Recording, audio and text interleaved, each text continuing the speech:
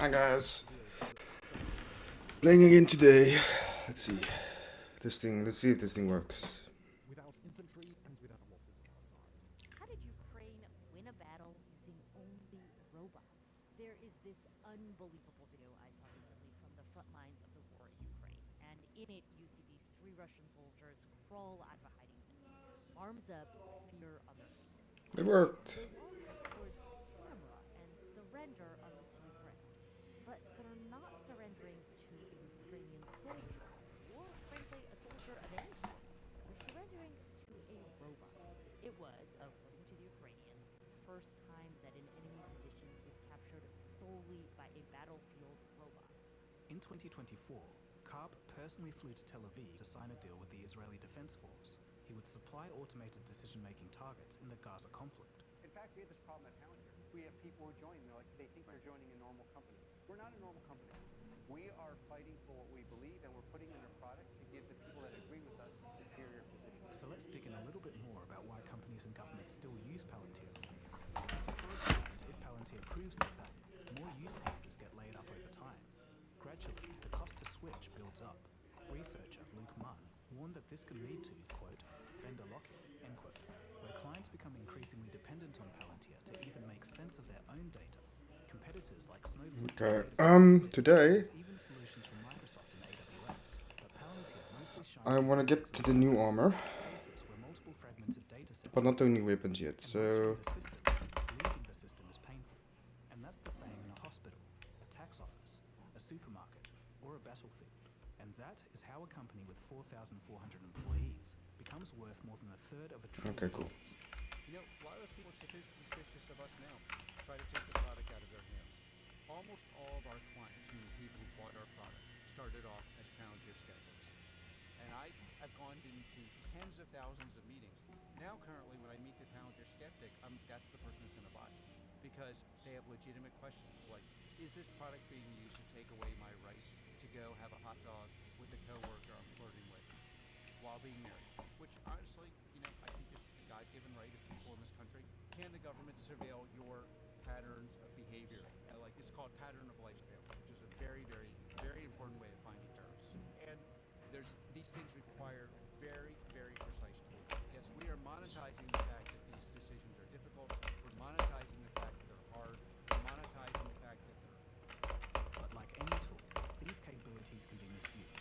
When in the wrong hands, it can be abused as an enabling force to grant power and authority over private citizens, and they don't have a say in it. Now, you'd expect the CEO of such a controversial and covert company to be incognito for the most part, but as you'll see in Chapter 2, Alex Karp is anything but.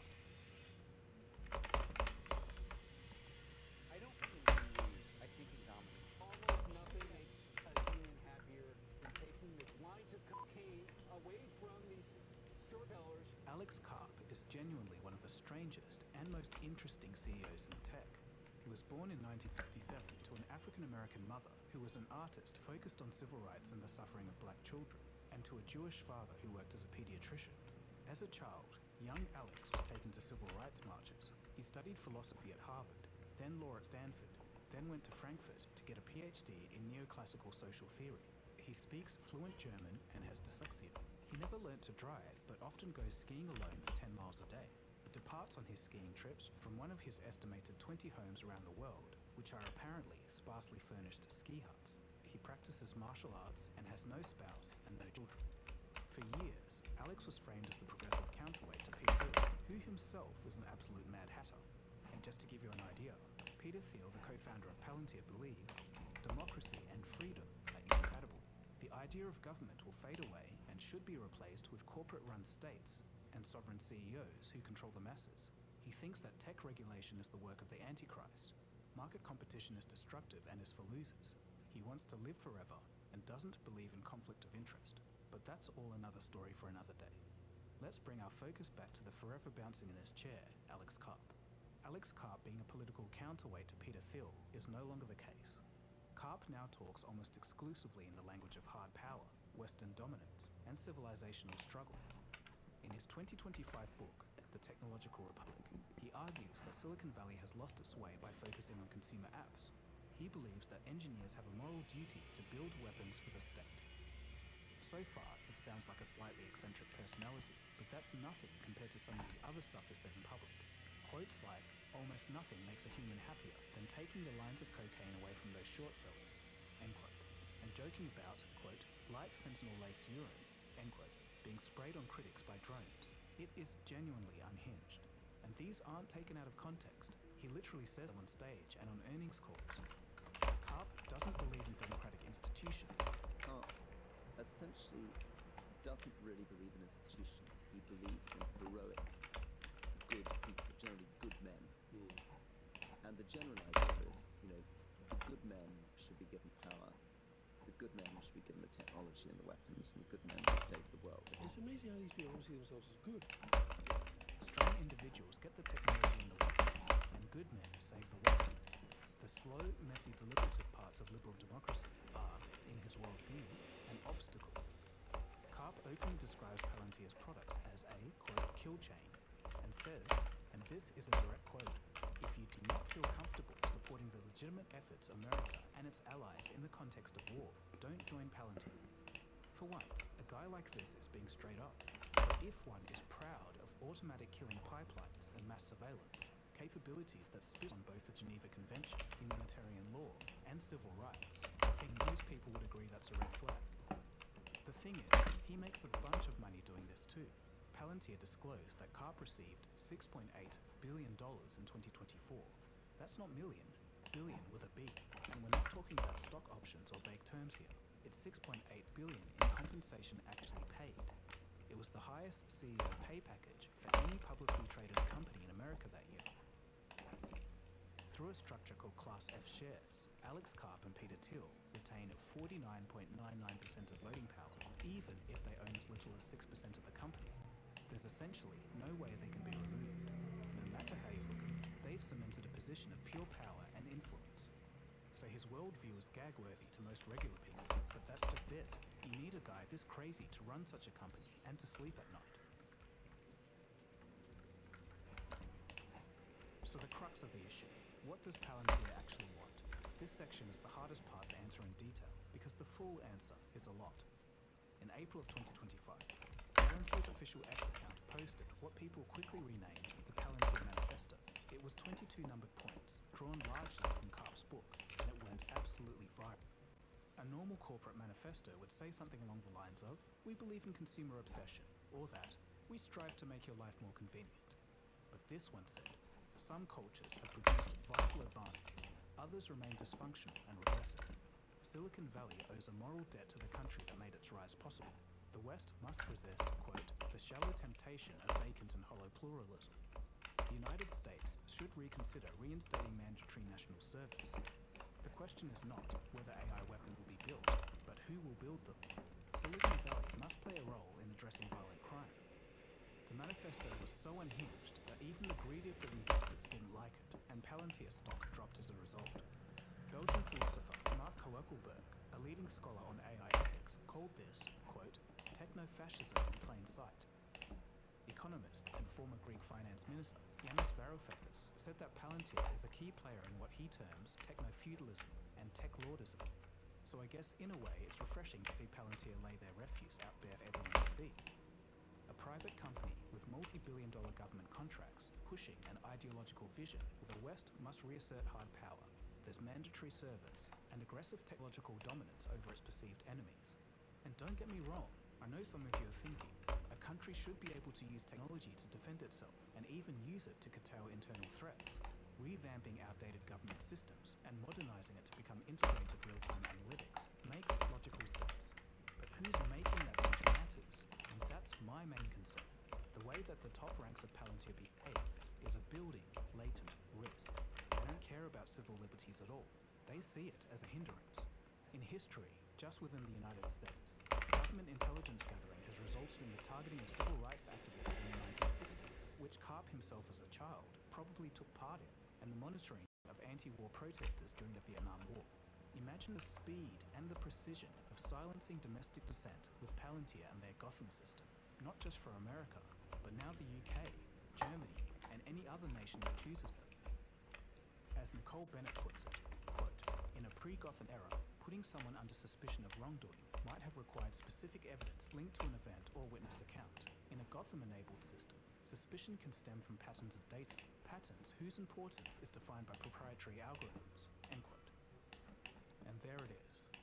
Palantir wants to be the default AI and data infrastructure layer for institutional power, primarily for the West.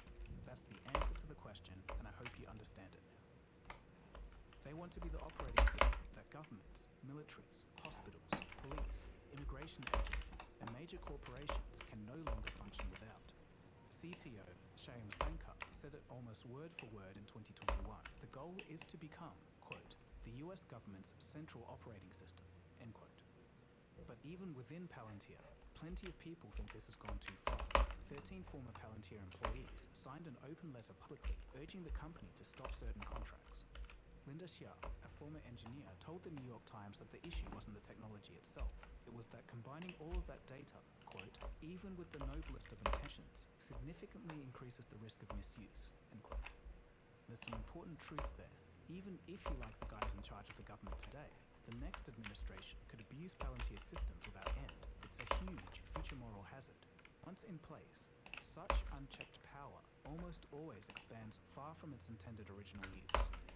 When the target switches from that group you don't like over there to simply anyone who opposes the government, it's already too late, and that is the direction it's always gone throughout history. The good news is that it isn't happening yet, and that's why we talk about these things now, because there's still time for change. But despite all of these red flags, the story takes a genuinely bizarre turn. Palantir, for all of its public bluntness about violence and dominance, is also trying to win over a younger, cooler audience using soft power.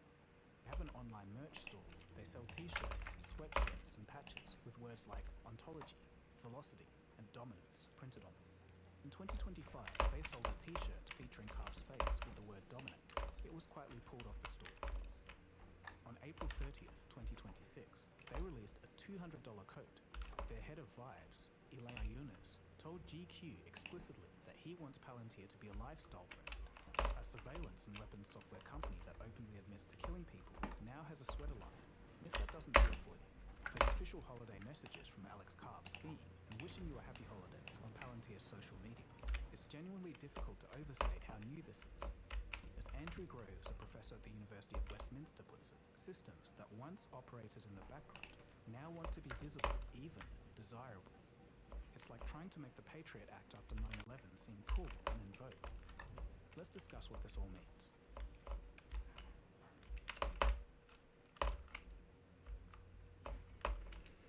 Alex Karp genuinely probably believes that is helping democracy survive a dangerous world. But that sincerity might make Palantir more dangerous and not less.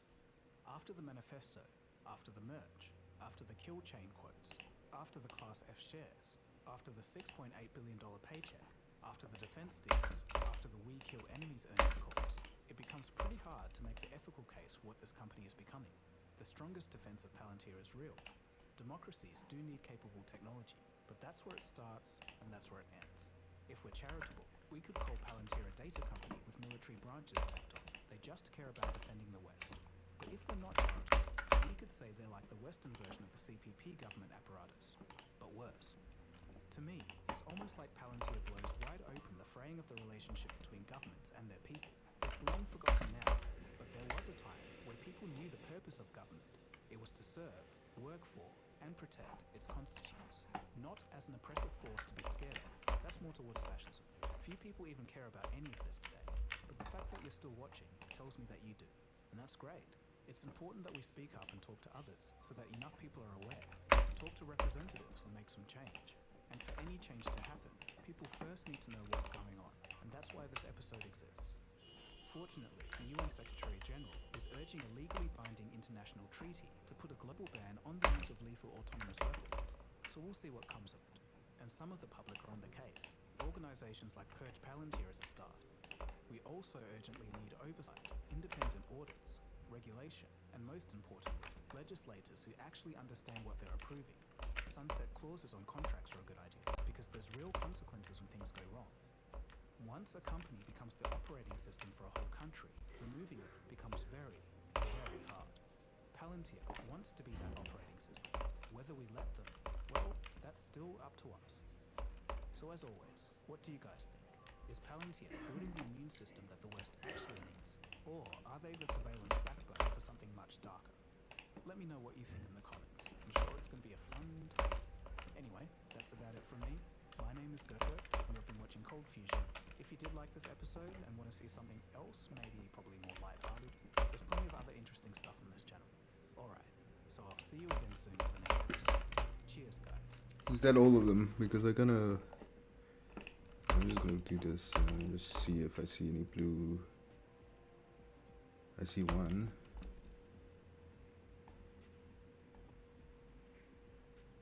And it seems to be somewhere here. Ah, okay, let's quickly go. I actually wanna.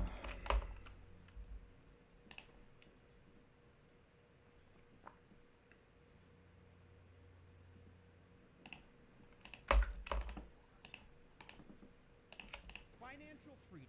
It's what everyone wants. The ability to not worry about money. The ability to flex on people. And also sit on a beach for some reason with a laptop. Which, I'm sorry, is a dumb fantasy.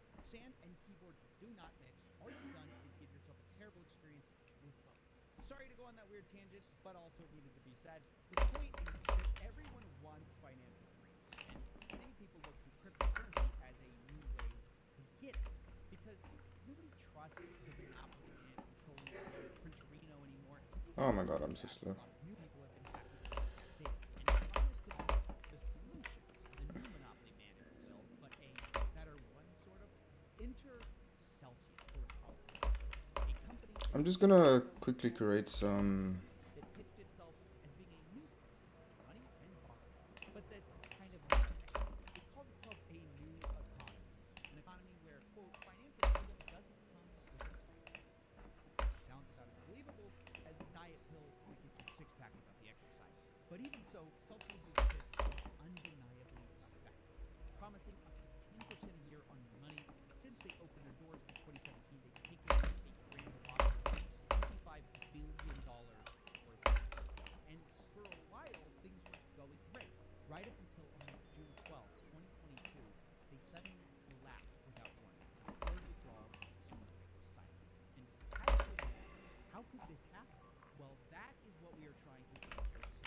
I've done a shorter video on this, linked here, but this time we're going to go much I'm just gonna down. put down some laser share. Unfortunately, that is insolvent, and I'm about to tell you why. It begins with one man and his vision. You know, you need someone to help you with your financial Alright, cool. financial life. Normally we trust people that we think are acting in our best interest. But what if these people are not acting in our best interest? What the banks really think is that because we have to trust them, we cannot trust somebody else. So they don't believe that a company like Celsius can exist, because who would be crazy enough to give their tokens, their crypto, to somebody who's not a bank, right? That is Alex, the creator of Celsius. He's critical to understanding the collapse of Celsius. And the first thing you should know about him is that he claims to have run a lot in his career. We can get a glimpse of just how many businesses Alex has had in his lifetime from a 1999 article which says this. He tried importing urea from Russia, selling Indonesian gold to Switzerland, and brokering poisonous sodium cyanide excavated in China for use by gold mines in the US. Now, all of these businesses failed, obviously, but the point is he's always been selling something, and probably the biggest thing he's been selling is one of his claims that says that he's the person who invented VoIP, voice over the internet protocol, something that I know you've used before, even if you've never heard of it. Things like WhatsApp use it. But this claim, it turns out, is actually a little bit exaggerated. Alex Mashinsky says he's one of the inventors, but all the records I could find on the history of VoIP suggest he wasn't the first to do it or even a key inventor at all. He has a patent that goes back to 1994, but VoIP was already a thing by then, with an app called Astro in 1989.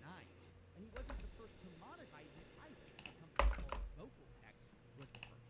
But as you'll find, Alex doesn't let an inconvenient truth like that stop him. Instead, he pitches himself as a central piece of this technology, despite most histories of VoIP not even mentioning it. And this is a pattern of behavior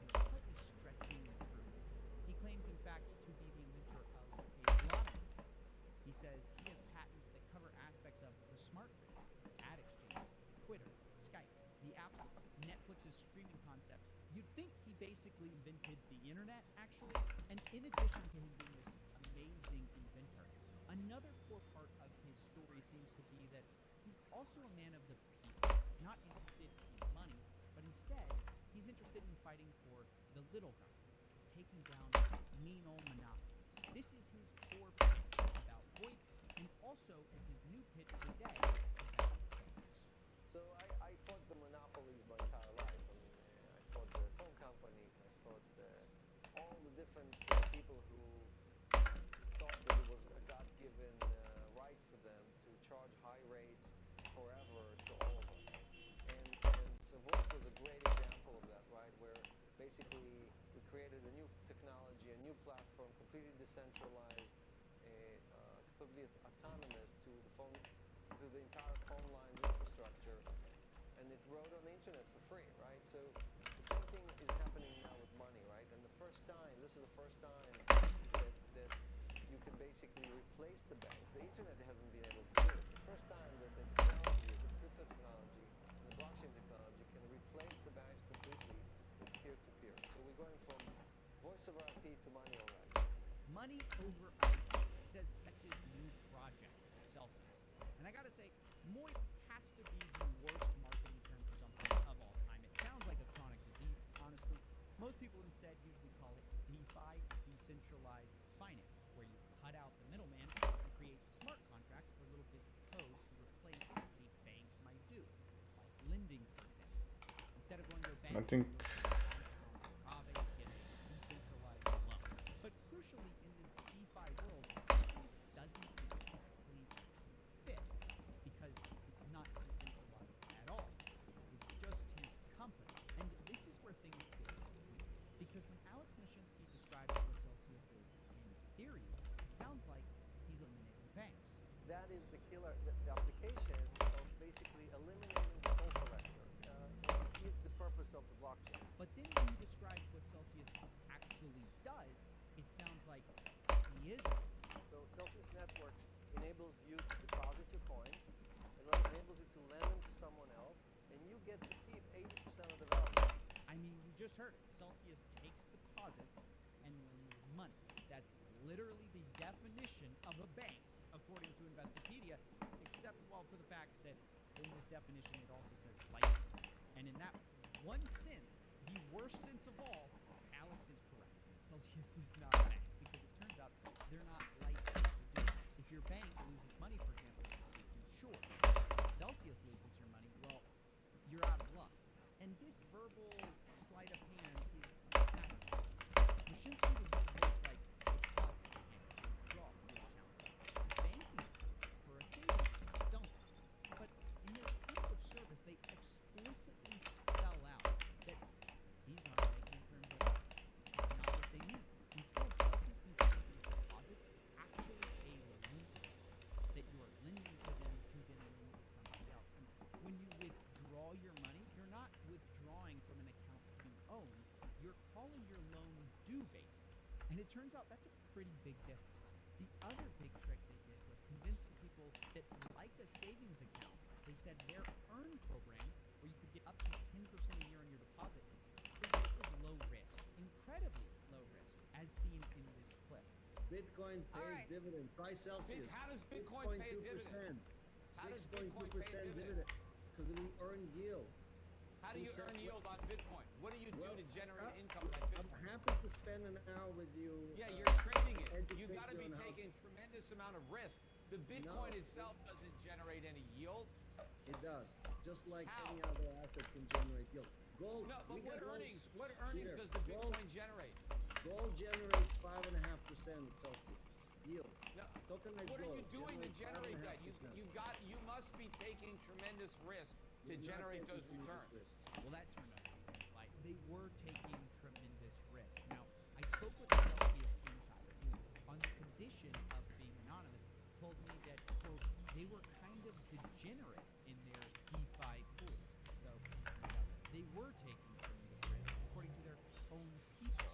And I also spoke with a crypto sleuth called Dirty Bubble Media, who'd been tracing these actions a long time before it fell apart to understand more.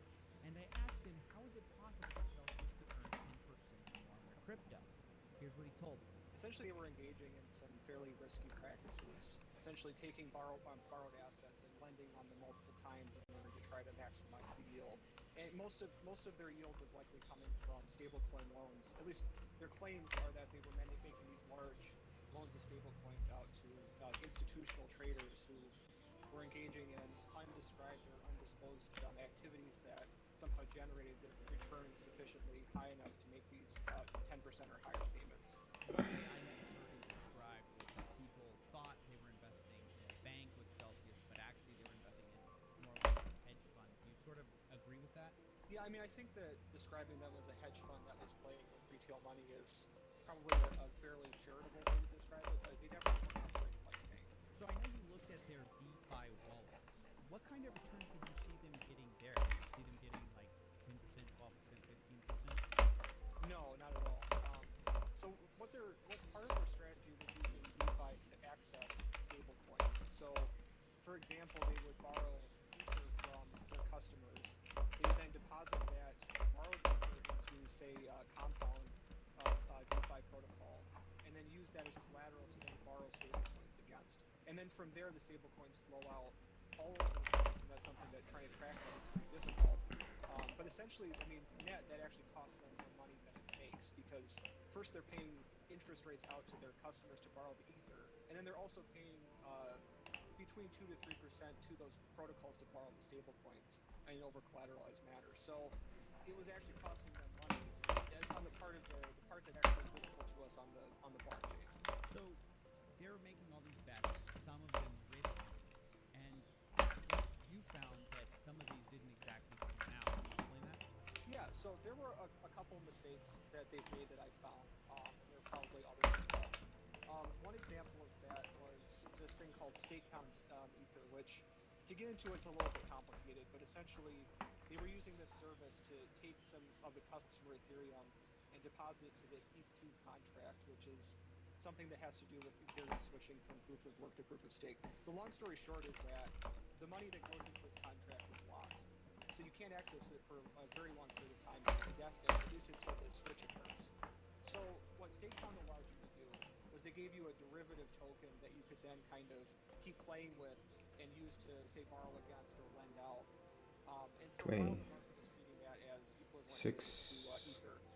The problem was that Stakehound actually lost the keys to over half of the Ethereum or the Ether that they had deposited. So essentially, what happened was the crypto that they gave them was locked up for essentially forever, unless the keys can be found. And the SPE derivative token that they were using to kind of stand for the Ether that they had deposited basically is worthless now. So it was a massive loss. I mean, we're talking tens of millions of dollars.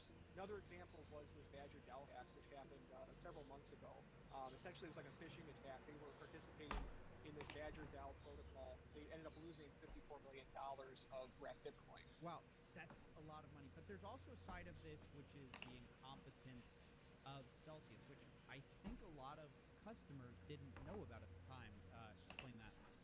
Yeah, so Badger DAO, in order to try to salvage the situation, came up with a plan essentially to reimburse people. And it's a little bit convoluted, but essentially the way it worked was that the DAO gave the victims these tokens called REM Badger, so reimbursement Badger. And the only requirement was that they had to hold those tokens in their wallet or in the Badger DAO protocol for a period of 2 years as these rewards were paid out over time. Unfortunately, and I haven't got an explanation as to why this happened, but a few months ago, Celsius actually removed all of their REM Badger tokens from that deposit account. And essentially that means they lost the right to get any more reimbursements from the DAO. Why did they remove the Badger token? I mean, your guess is as good as mine. So it's literally stupidity. DT fuel. So it's in a sense it's because there was actually What the fuck is DT fuel? I suppose it's a new type of fuel that was added. reimbursements from here on out. DT fuel. I am not currently making them, so I can't use this thing, I guess. Yes. See, it's stories like this that appear to be something of a microcosm for Celsius, a small example that shows a much deeper problem. Problems like growing too quickly, having bad executives. See, Celsius, by the time of their collapse, was almost at 8 Sis. Mind you, this is only like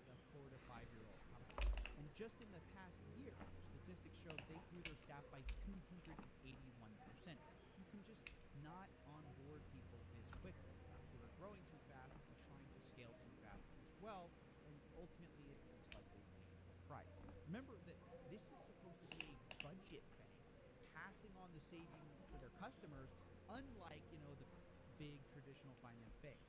But with this many employees, it's not clear how that's even possible.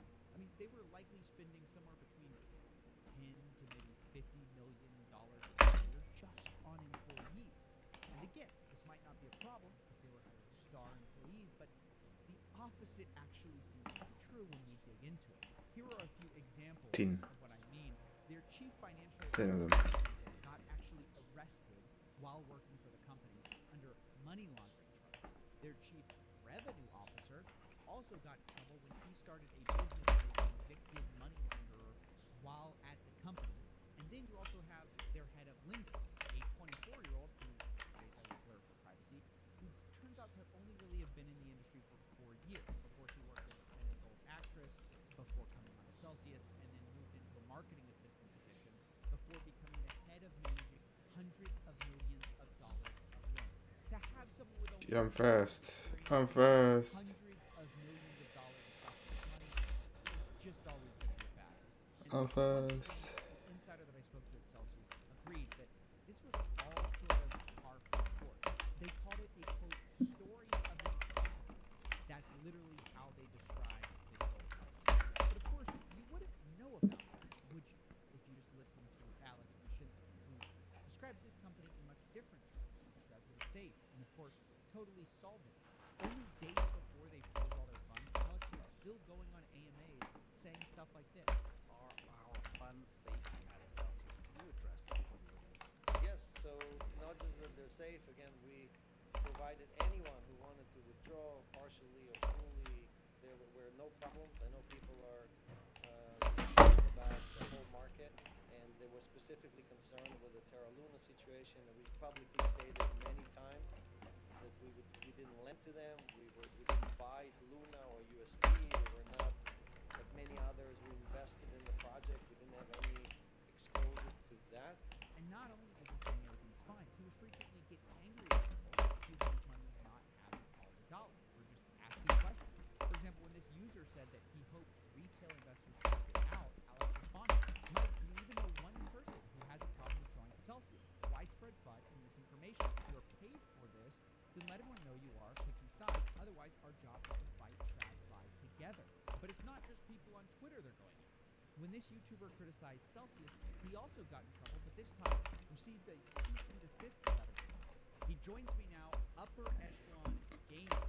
Why do you think Celsius was so worried about the criticism you were giving them, and how vindicated do you feel that you've basically been right about them this whole time? Alex Mashinsky has a pretty long track record, in my opinion, of making false accusations or false statements, and right up until 24 hours before they closed down all withdrawals, he was saying, do you know even a single person who can't get their money? Why are you spreading FUD, fear, uncertainty, doubt, right? This buzzword to discredit criticism. So yeah, there is an element of, I guess, there's a personal side to it where I do feel a sense of, gotcha, why would you send me a letter like that? Why would you hyperfixate on one tiny portion of the video that, in my opinion, highlighted very extreme things that should be looked at by the community? Pieces of information that are not well known, things that he's denied in AMAs, such as pretending he doesn't know who Moshi Hogeg is, and yet he was an advisor to Moshi Hogeg's Siren Labs, while also simultaneously Moshi Hogeg was an advisor on Celsius years prior. So things like that. So getting a letter I'm so like fast that now. fixates on one tiny thing to try and, I think, strong arm me and intimidate me into not speaking. It does feel good to be right, but like I said, double-edged sword, because being right means a bad thing for a great deal of people. Well said, and I will lean to his YouTube channel. The point I'm trying to make is that Celsius didn't just have problems in the immediate term like some people think they did. Rather, it seems that they had every imaginable problem, from incompetent management to the fact that it's such a bloated company. It also was not clear that they were ever making enough yield to pay back their investors. And maybe worst of all, they would publicly put on a front that everything's fine while secretly trying to hide the fact that they were what looks like seconds away from insolvency. Even a day before freezing withdrawals, their Twitter account was bragging about how quick and easy it is to swap coins over. They say it takes less time than it takes to write this tweet. And this, to me, is unforgivable. They know that they're about to go under, and they're trying to bring new investors in, right? That is so disgusting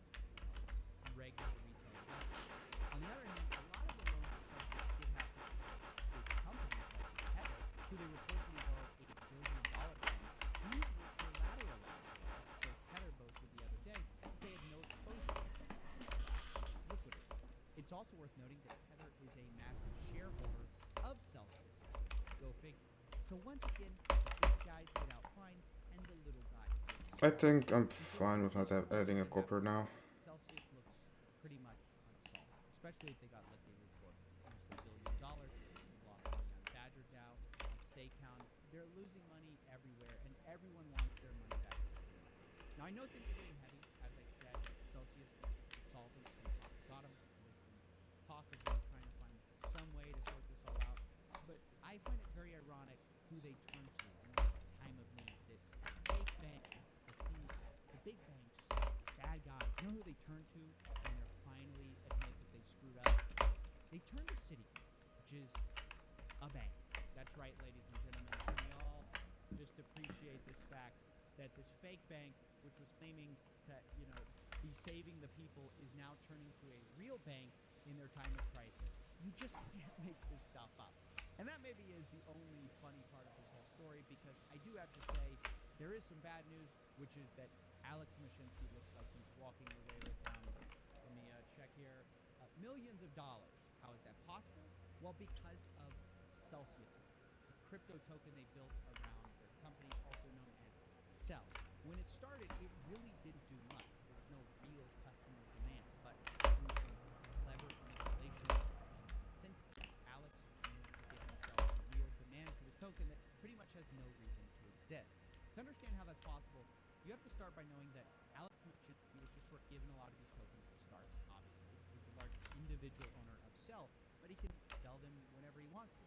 And of course, the problem is, why would you buy this token that he automatically has a bunch of money in if it's not like going to be a share in the profit of the company? So they thought of a brilliant way to sort of create demand out of thin air.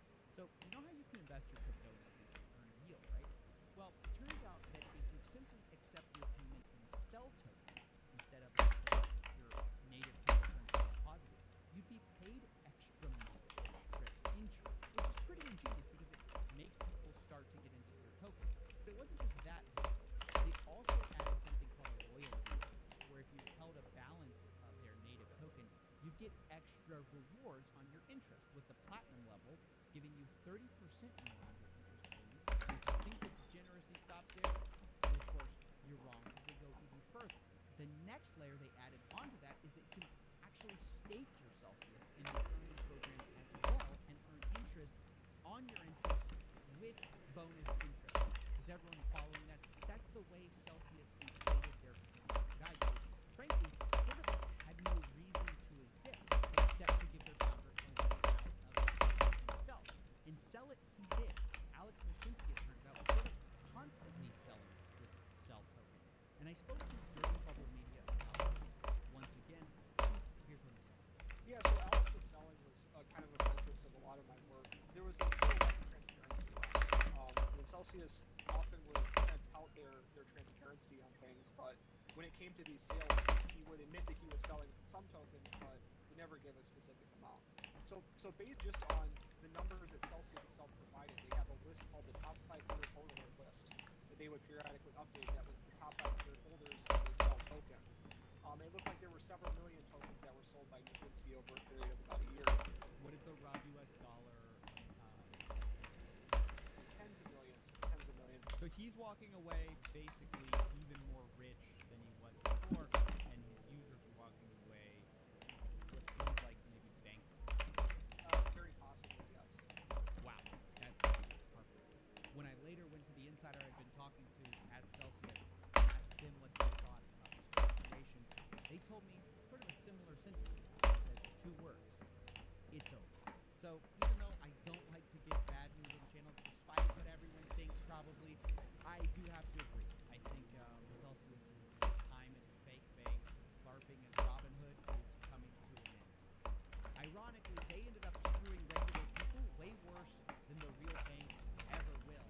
And it's become a huge cautionary tale to not trust these people because they're saying what you want to hear. They told people that financial freedom was just an investment away, that they would do all the heavy lifting. All you had to do was sit back and unbank yourself by banking yourself. And unfortunately, that's just kind of where the story ended. I know it's a bit of a bummer today, guys. Thank you for watching, and I'll see you next time.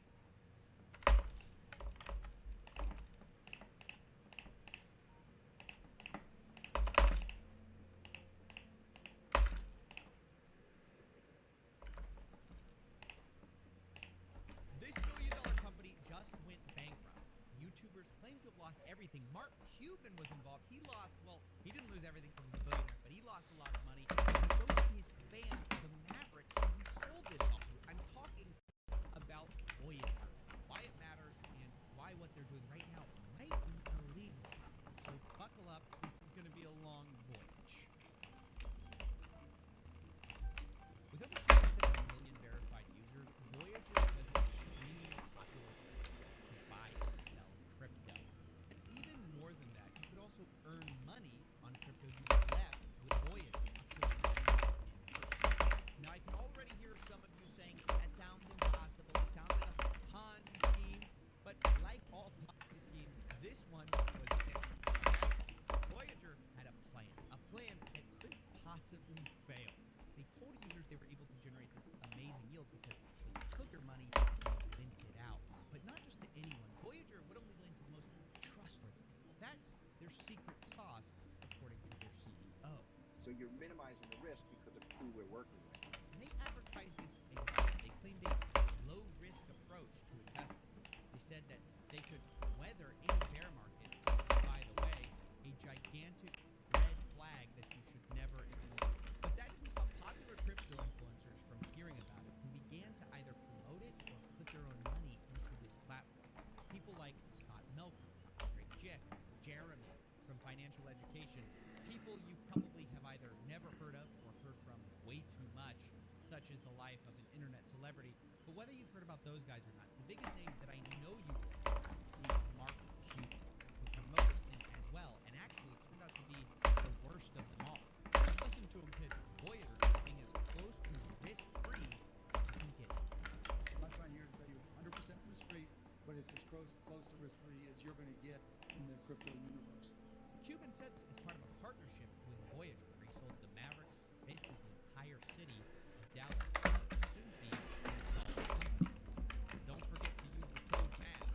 Fans who download the app, create an account using the promotional code MAVS100, deposit $100 and make a trade, will get $100 in crypto. And it's just all so pathetic, isn't it? To watch millionaires sell to us like this, the poors. I mean, let's be perfectly clear. Mark Cuban is a terrible crypto investor. He's 0 for 2. We've already covered in his last failed venture. Anyways, the point I'm making, though, is that influencers and celebrities were a huge part of Voyager's success. And that makes sense, right? Because financial disclosures from Voyager show they were spending big on marketing, up to $80 million a year. But all this hype quickly changed when the news broke this past month. Voyager Digital announcing today it's the latest crypto firm to suspend withdrawals, deposits, and trading. As you're seeing there, basically lost everything in the stock. But I have a substantial amount of money, like Get one. six figures. Takes a minute to get locked up one. To this day with Voyager that I may never get access to again. Most of my Ethereum is now temporarily, we'll say. I don't know if Voyager will make it right. Gone. My Solana's gone. Some of my Bitcoin is gone. And a lot of the things that I got paid with the USDC, gone. Right? Man, don't you feel bad for the millionaires who put their money into risk-free investment? Well, don't feel too bad, because according to some of them, they aren't actually victims.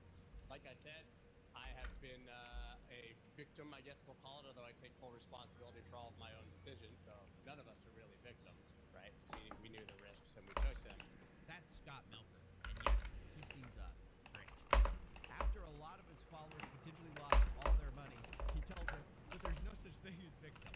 This is crypto brain rot at its finest.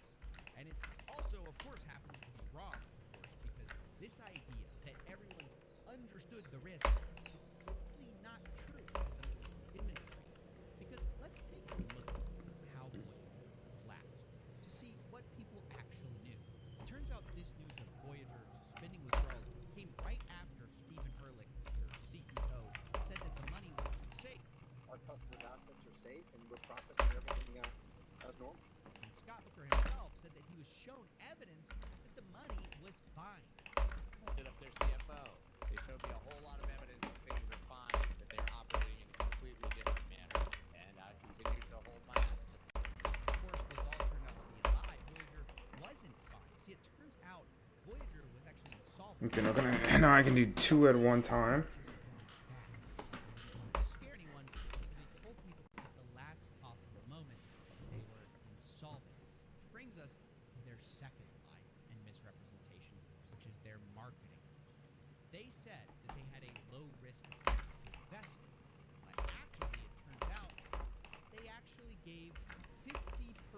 of their loans or more to a single person or hedge fund. Yeah, that's what that classification looks like. According to their document, Voyager gave $654 million of their loans to a single hedge fund called Three Arrows Capital. Now, what did Three Arrows Capital do with that money? Well, they invested it in Luna, which, after it collapsed, basically made this worth it. Okay, cool. Let's go and Full of it, as were any influencers claiming that everyone understood the risks. This is explicitly and provably false. Voyager lied, and not just about the low risks. It turns out there's a lot more to this story, too. See, one of Voyager's big claims to fame was FDIC insurance, cash. This is because they claim they had a partnership with a legitimate bank, the Metropolitan Commercial Bank. Now, the reason they were able to claim this, apparently, was because when you put your money with Voyager, your cash, they would then put that money with the bank.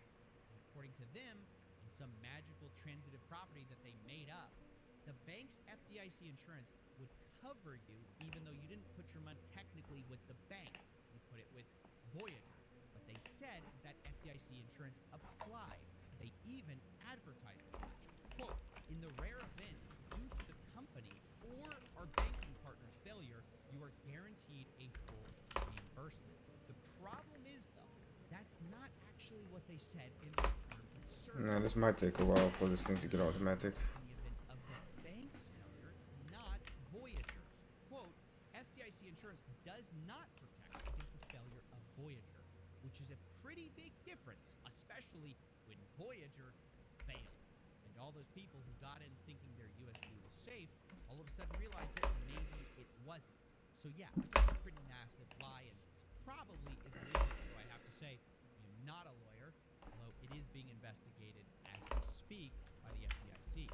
But speaking of lawyers, this is where things go absolutely bananas. Because Voyager has obviously been desperate to find a way out of this situation.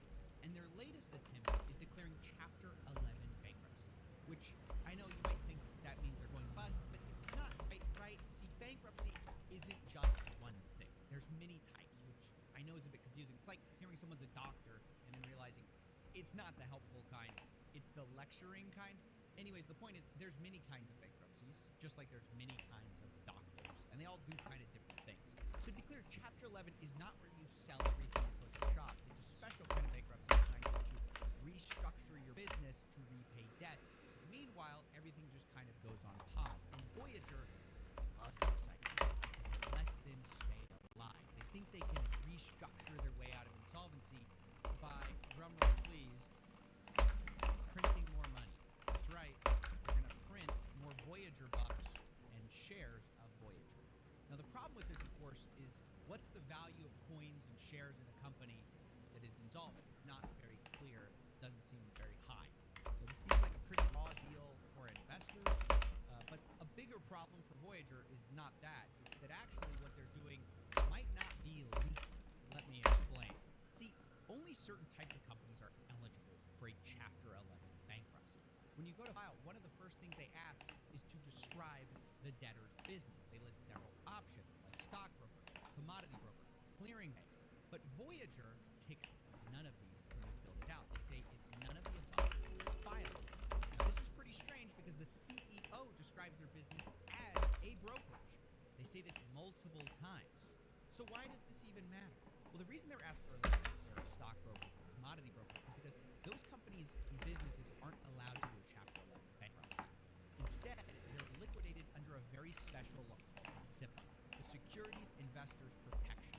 Basically, it's a law designed for exactly this case, when brokerages go bust. And it's good for the investors because they get special protection when they're the first to get paid, according to Axios reporting. And this is very different from regular bankruptcies, where investors can be the absolute last to get paid. So a SIPA liquidation could be good for investors. So why is Voyager not doing a SIPA liquidation? Well, it seems like they're trying to have their cake and eat it too, because on the one hand, they claim to be a brokerage, but they're not filing bankruptcy as a traditional brokerage, and instead are trying to file a Chapter 11. And I know it's getting complicated, but this is really important for the investors. The reason they're doing this is because under a SIPO liquidation, even though customers might get a better deal, there's basically no chance that Voyager's plan to print more money and stocks is going to fly. Not only that, Voyager would probably have to cease operations.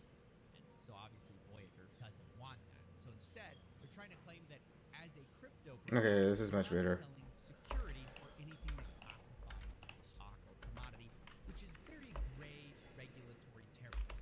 Not only that, they're claiming that all their customers Let's go and their crypto, and that their customers are just unsecured creditors. So the customers don't actually own anything. And this is where I have to tell you that this is pure lawyer jujitsu. They are trying to save Voyager's skin at the expense of their investors. Because, let's be clear, Voyager was absolutely happy to advertise things like the easy way to build and track your crypto portfolio. But when push comes to shove, they say your crypto portfolio doesn't actually belong to you at all. It actually means build Voyager's crypto portfolio, because they're saying they actually are the ones that own it. And if you're confused about all this, how this advertising possibly makes sense, you're supposed to. It doesn't make sense. Not only that, Voyager's own app told people explicitly that they own the crypto they buy. Thankfully, in their first bankruptcy hearing, the judge pointed this out and questioned whether Voyager had even filed the right type of bankruptcy case, suggesting that it met the criteria for liquidating as a, quote, broker-dealer with protected customer accounts, which obviously they want to avoid for the reasons we just explained. This reporting comes from Reuters, and I think this judge is absolutely right. What world would buying crypto be so different from, say, buying a stock on Robinhood? It's a regulatory mess, sure, but customers deserve regulatory protection. And the only people who's arguing that they don't is Voyager. Although their lawyer, a guy named Susper, says that they're doing this for the good of the customers, actually. See, we have it all twisted. They claim that, quote, it would result in a lot of expensive litigation that would benefit no one. Now, to be honest, I think Susper is wrong here and doesn't have their investor best interests at heart, because obviously he works for Voyager, not for the investors. And anytime someone is trying to tell you that your money is not your money, and that they've already lied to you about FDIC insurance and all these other things, I would be very skeptical of people if you're working in your organization. Instead, it looks like Voyager is acting in Voyager's best interest. But I suppose the real question is, what happens now? Well, it's actually not clear. The judge rightfully points out that the case presents several novel legal questions, and I think part of that outcome will be determined by what Voyager's customers want to do, whether they go along with Voyager's plans, or if they raise concerns that maybe they actually feel like they own security and not just unsecured credit. According to a restructuring lawyer named Robert Honeywell, this could move their claim higher up on the list, because owners of securities are more protected than just owners of random things. But with all this said, and the outcome not very clear, I feel like the lessons are actually clear. Influencers and celebrities are bad and sad in this case, because they lost a lot of money. Investors are screwed, but maybe not completely, depending on how all this shakes out. And Voyager lied, and lied some more about the scope of their finances and risk and FDIC insurance, and is now trying to play some games with bankruptcy law to save themselves. And I just can't help but thinking maybe there are some victims here. Now, will Voyager's plan work? I don't know. But either way, if you enjoy high-effort investigations like this, please pump the stock. It really helps. And don't forget to use code MAVS. Code MAVS100.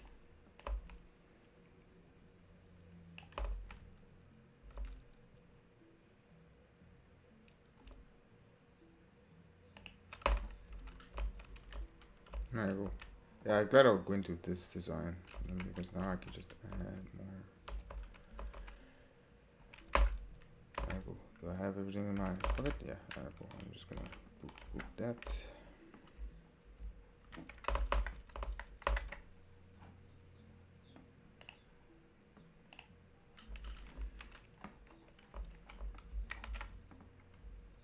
I already got a cease and desist letter last time, so I might get sued for saying this, but we have to talk about the fraud and lies that's catching up with SafeMoon and their CEO, John Corona.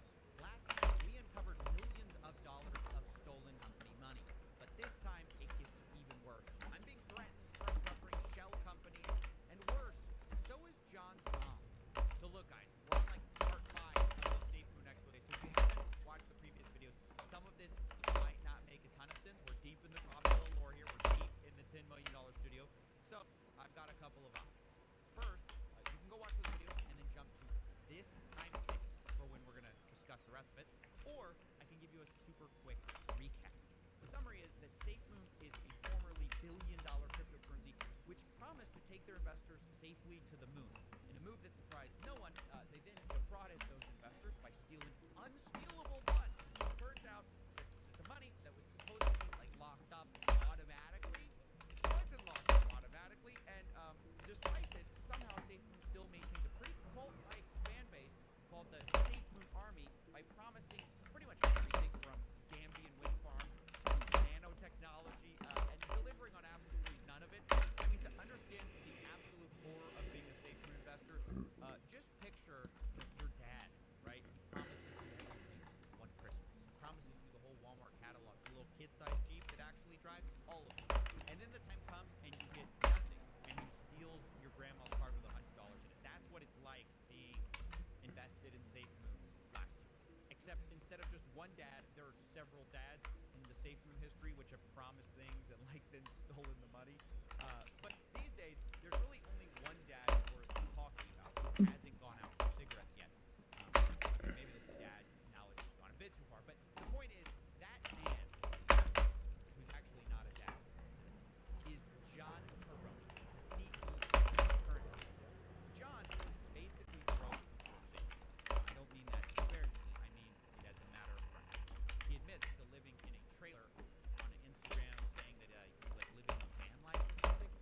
Now, what's funny about this is his own brother responded to it. It wasn't so much van life as it was John leeching off his parents for free utilities. I don't know what you want to call that. Are we calling this living at home with extra steps or van life? It's up to you. Either way, John hit it big when he got attached to his ticket. Quickly became a multi-millionaire after he stole money which was supposed to be for investors, which we all discovered accidentally because of a wiener dog NFT that John posted to Instagram to show off. We here at Popzilla call that Wienergate. And unfortunately, it's too hard to talk about here today. You can go watch a video about that here.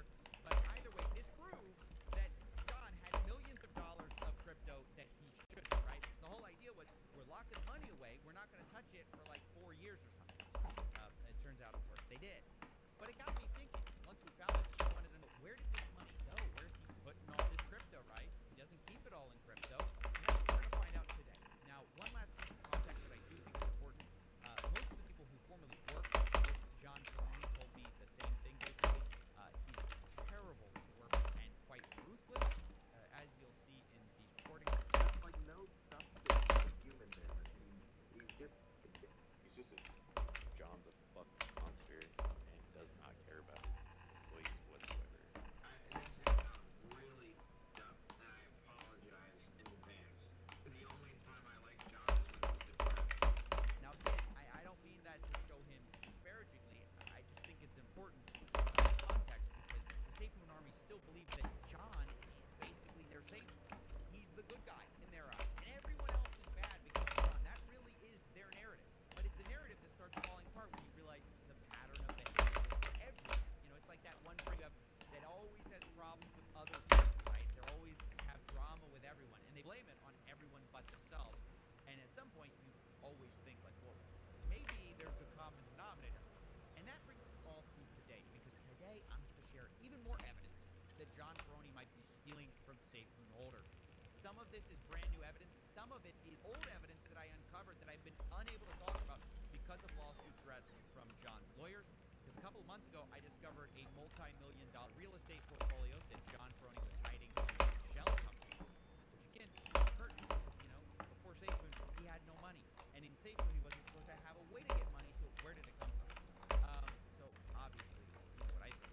But the point is, when I went to uncover this information, John's lawyers, they sent me a cease and desist, said, hey, we're going to sue you if you leak this information. And the thing is, I'd already done so much on them that I knew that somehow this information would come out. Like, they're really bad at hiding things. So I decided, look, I'm just going to hang back. I'm just going to wait. I know this is going to leak eventually. And turns out I was right. It did. Just not in the way I expected. Because the leaker of the information wasn't some disgruntled employee. It was John Peroni accidentally leaking the information public when he sued his own mother. Yes, you heard that right. John Peroni is suing his own mother for embezzlement.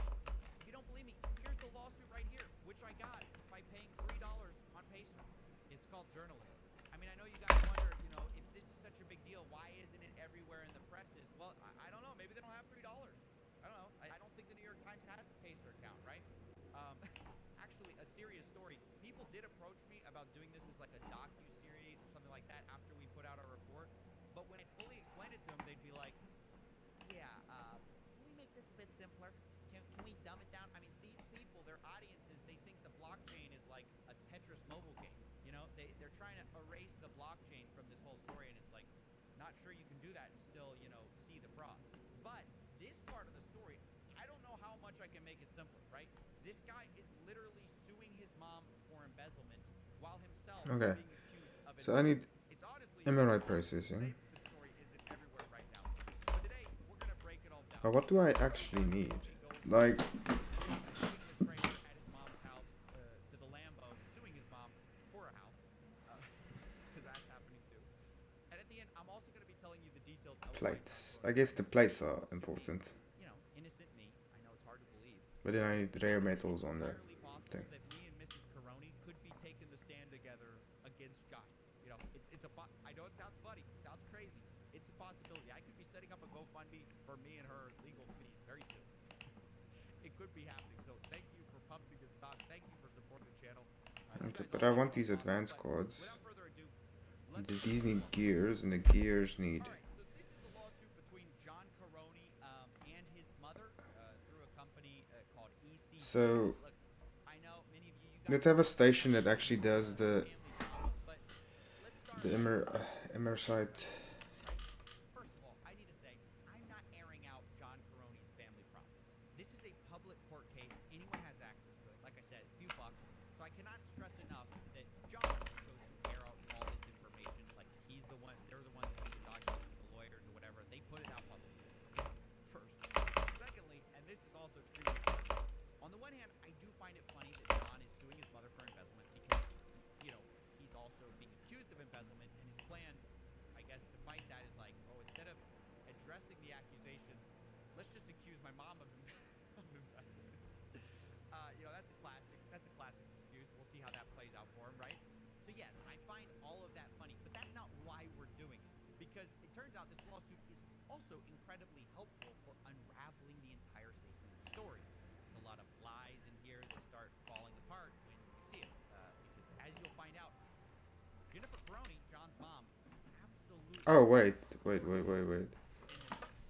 mean, it might as well be addressed to CoffeeZilla the way some of this stuff is written. I think she knew, like, some of it, the way it was, like, put in the lawsuit. I think it was her way of, you know, exposing him. Because I didn't think she needed to put it in. And then I think it was like, I brought you into this world. I'm going to take you out. So as we go through this lawsuit, though, I'm going to be bringing this all back to how this relates to safety. Because, again, that's why we're talking about it. That's the bigger picture here. Now, the details of how this lawsuit came about, as I said, Safe Moon from the early days, they promised a lot, right? Gambian wind farm, nanotechnology, the list went on and on, which all started when we start talking about dark Area 32, Operation Phoenix. Operation Phoenix is a little bit of a journey, but it's mainly a bunch of different complex things coming together to create an evolution. But in reality, this lawsuit shows that he wasn't pioneering much as he was piggybacking off of his parents' achievements. The following is from the signed declaration of I think I want to put in. extremely involved in the Gambia and have been for some time. They, quote, began establishing valuable government and business relations, which resulted in them having valuable relationships, invitations, approvals, and licenses to do business in the Gambia. The point is they had connections, and John wanted to use them. So he decides, okay, he's now got a ton of Okay, I need to go switch the. and he's going to invest in family business. So him and his mom create a company called ECG, which is like, I guess, part of what they were doing there. They also have other companies too. It's called the Emanations Communications Group. So I'm just gonna switch all of these to 4. John is joining mom in getting 33.3% of profits for future sales of some antenna technology. It doesn't really matter, but the point is John is getting that percentage because he's funding it with his quote personal wealth. Ladies and gentlemen, a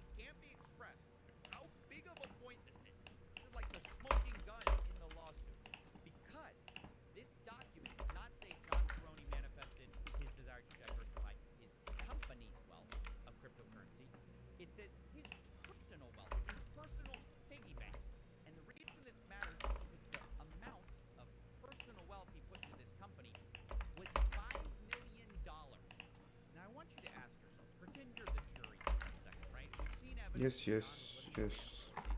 Suddenly, he joined SafeMoon in March of 2021, and by June 2021, he's got $5 million to invest of personal crypto wealth. Like, as the jury, tell me the conclusion. Where did he find that money? Did he find the Bitcoin under his van's mattress? Or did he get the money from investors? I really don't care how high you are on SafeMoon Copium. You cannot pretend that this could have come from, like, even just a salary. Even if he was getting paid as the CEO of SafeMoon, what is he getting paid? $1 million a month? Look at the timeline. March 2021, van life. June 2021, $5 million personal wealth. It doesn't take a scientist to figure out what's going on here. It takes $3 in a pacer account. Journalism. What we find out next, though, is even more wild. Because the reason John accuses his mother of embezzling money is apparently because he thinks that she spent a bunch of the money from ECG, which is their shared company. She spent it in dividends on things like cash transfers, fashion purchases, guns, and hair.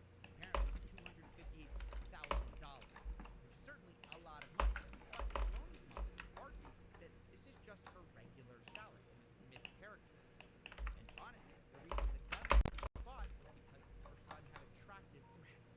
She says, quote, the firearms and munitions were personal expenditures deemed necessary in light of Lee and Bradford's names being included in threats against John, which obviously that's totally understandable and looks terrible for John. Like, literally imagine leaking the fact that your parents fear for their safety because of your actions, and then accusing them of embezzlement because of it.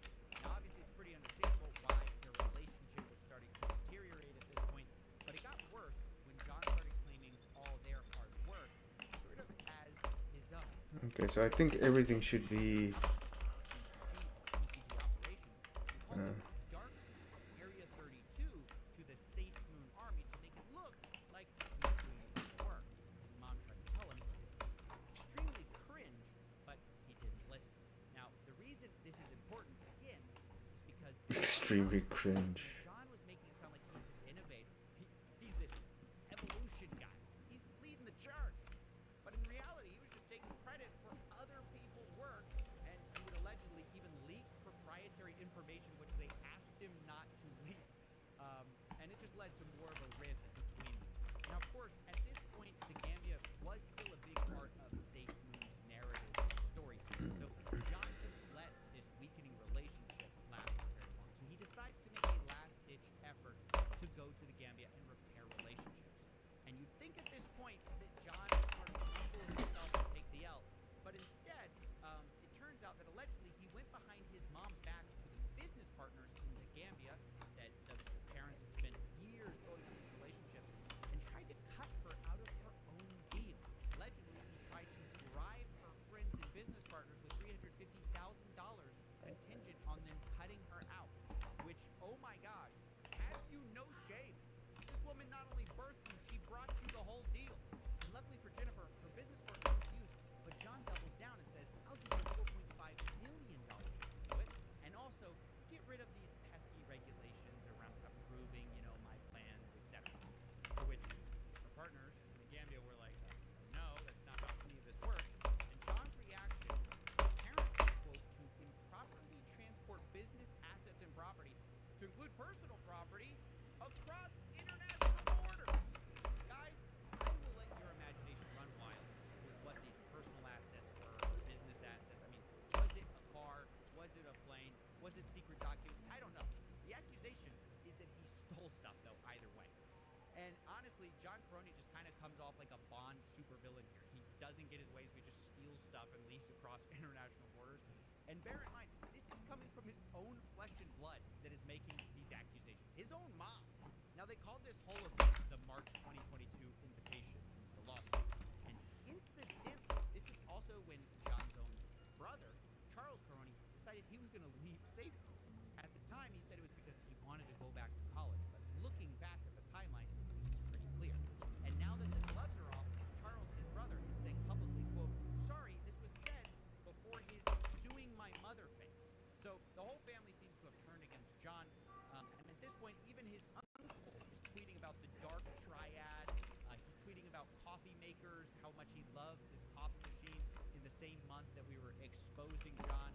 It's just all going pretty horribly for John. But again, not saying this, you know, for the drama or whatever. I'm saying this because this all relates to safety. This is a company that people have put their trust in, their money in, and John's leading the ship. Because let's put these pieces together. You know, Safe Room started with a bunch of founders. I'm gonna go, They all left the dude. company or got run out of the company. Then his family gets involved. They all get run out of the company. I'm gonna do this one, I guess. John's ending up rich, investors are ending up poor. I mean, this isn't too complicated to figure out. Unfortunately, though, I have to harp on this point because each time something like this happens, some new revelation comes out about John Cronin, something unbelievable. Each time, the people in Safe Room try to rationalize what he has done. Like right now, I kid you not, one of the top posts on their subreddit is justifying why John had to sue his mother. Not did sue his mother, why he had to do it.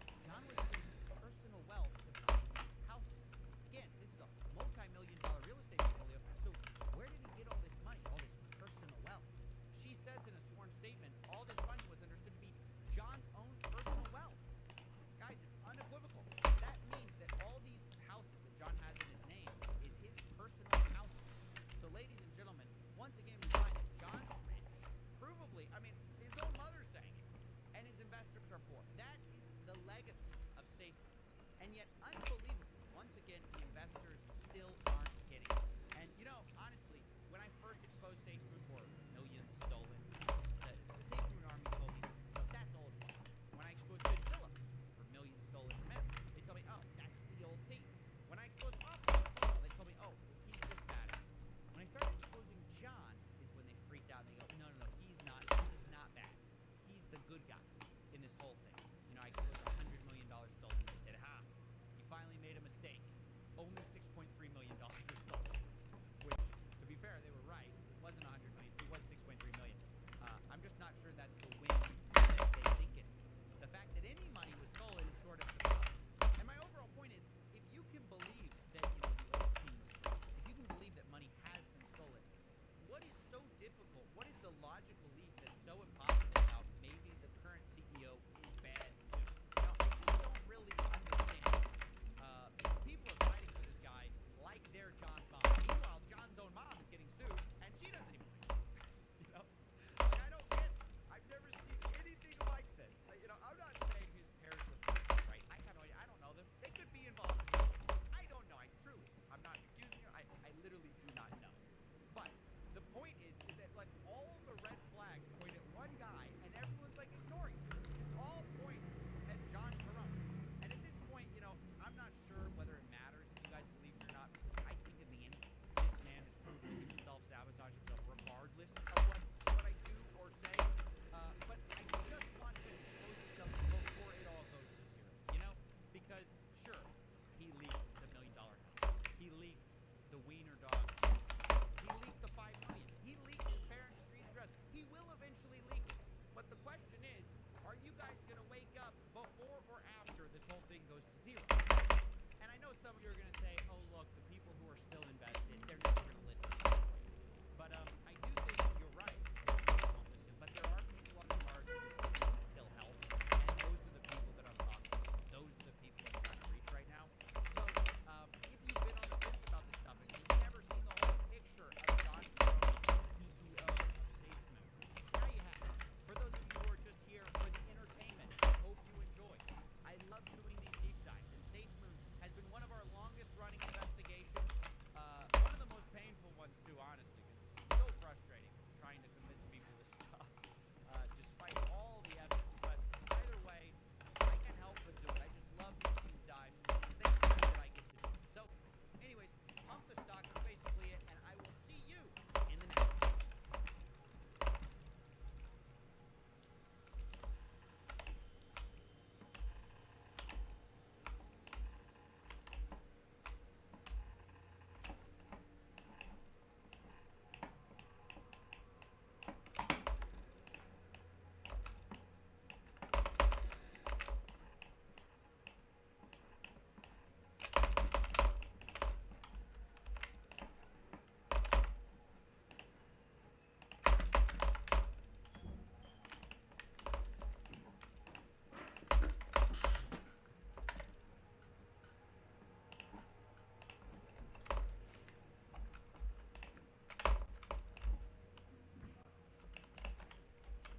Celsius is a billion-dollar company that told its customers to unbank yourself with crypto. But then last year, they declared bankruptcy and sold a new shirt. Unbankrupt yourself. Now, at the time, I reported on extreme incompetence, but stopped short of using the F word, fraud, because we just didn't have all the evidence. Ja? But today, that changed because thousands of people Nee. Celsius Insider talking in my personal interview with victims. Make no mistake, this was a gigantic fraud. People's lives have been ruined, and the founder might get away with it. So to help shine a light on this issue, here is my full investigation into the crypto lender, Celsius.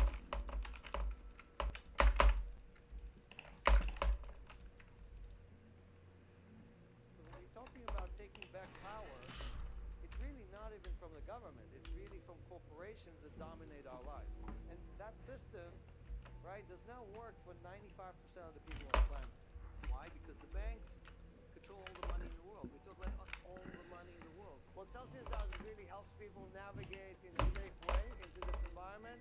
So when you use a Celsius wallet, you know, okay, I'm going to earn yield and I'm going to stay safe in a safe environment because Celsius already did the homework and figured out what's safe. Normally we trust people that we think are acting in our best interest. But what if these people are not acting in our best interest? What if their interest is exactly the opposite of ours? Should we continue giving them our money, or should we take the money and put it somewhere else? Understand Celsius and how they got 30 billion in assets, you first have to understand what they were selling. It wasn't just a place to borrow or lend money.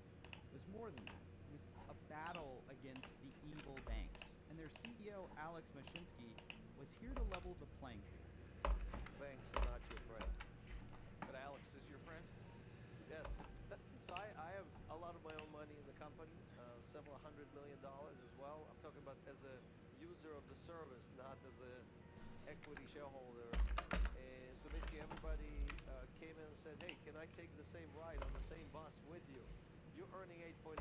Can I earn it? And the answer is yes. You get exactly the same. You have $100 or $1,000 or $1 million, you earn the same yield as everybody else. And this pitch was really attractive. Not to mention, Celsius offered 8% on your money at a time when your bank probably offered less than 1%. Mashinsky said this is part of how he was battling the banks. We basically thought, okay, how many people in the world want to earn more money on their money, yield? And we said 8 billion people are going to say, of course, I want to earn more money on my money. So the customer was there. The second part was we can take on the banks and win. Why? Because 8 billion people are going to join you. And that was really the key to make that decision. Then we went and presented it to 200 venture companies, and they all say, nope, you're not going to win against the banks. So we went to the community. We actually went to the community, said, we're going to build this for you. Do you want it? And we raised $50 million from the community.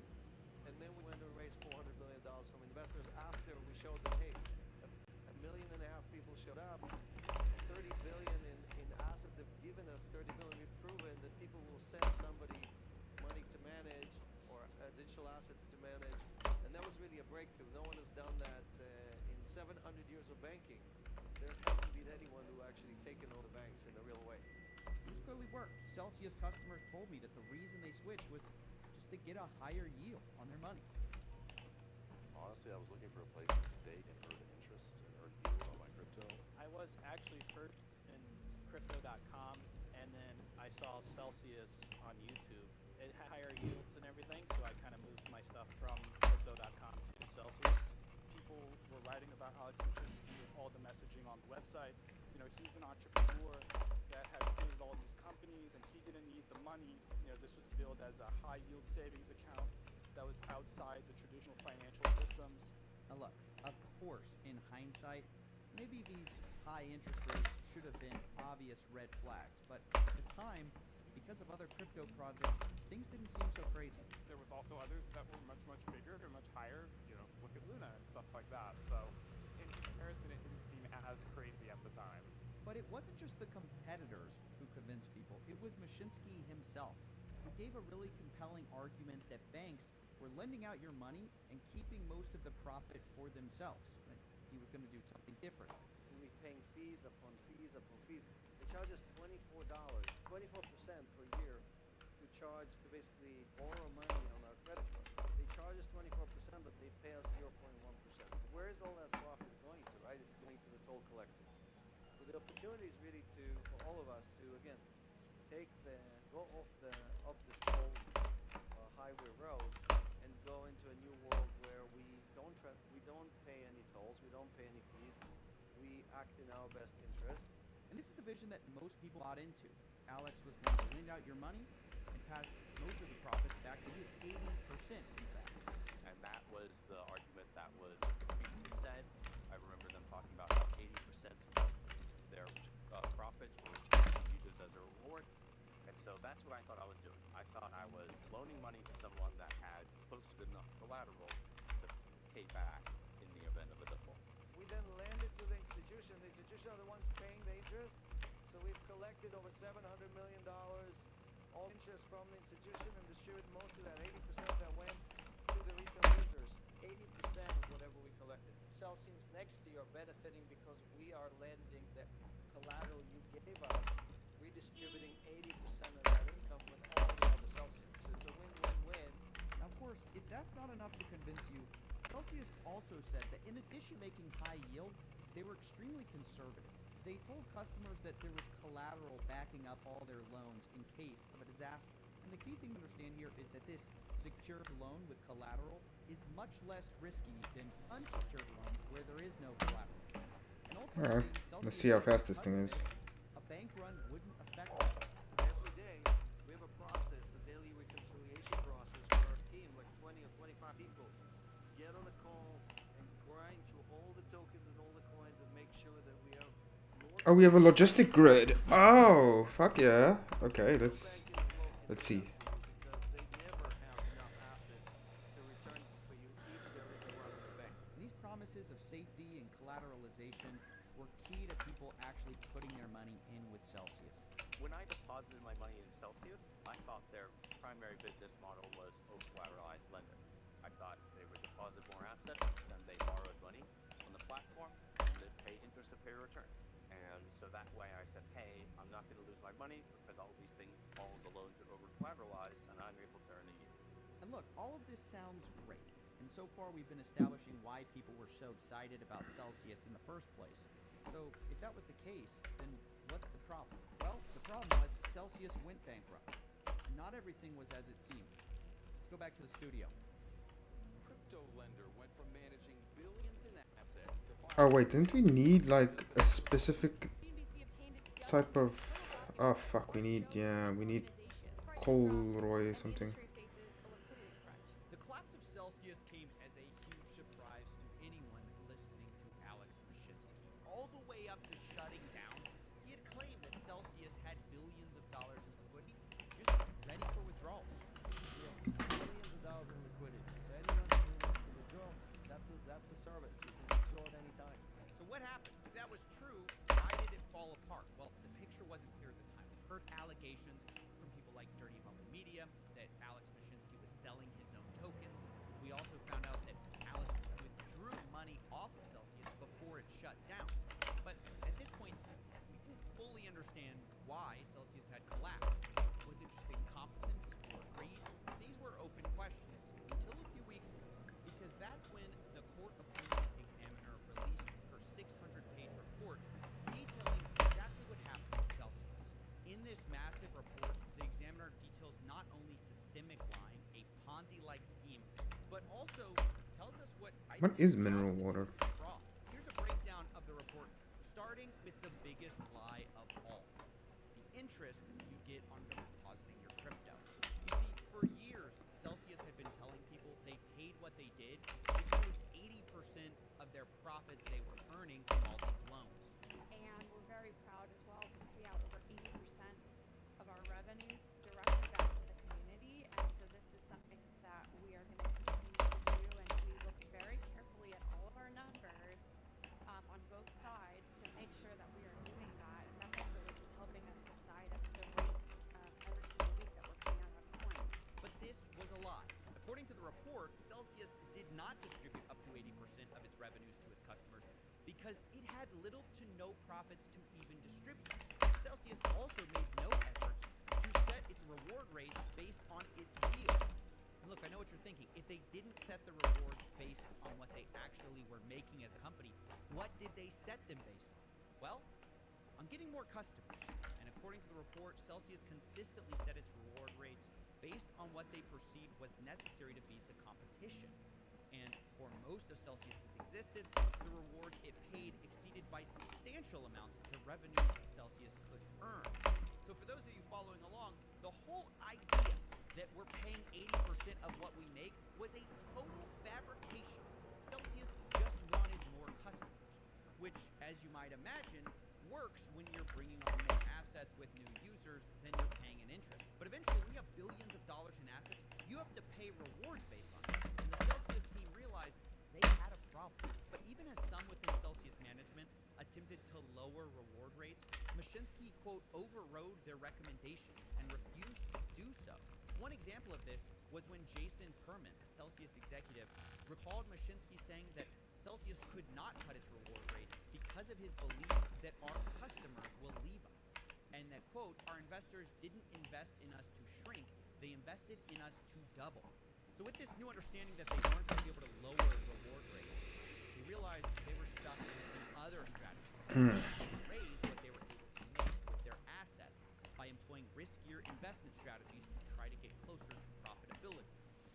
Guess what?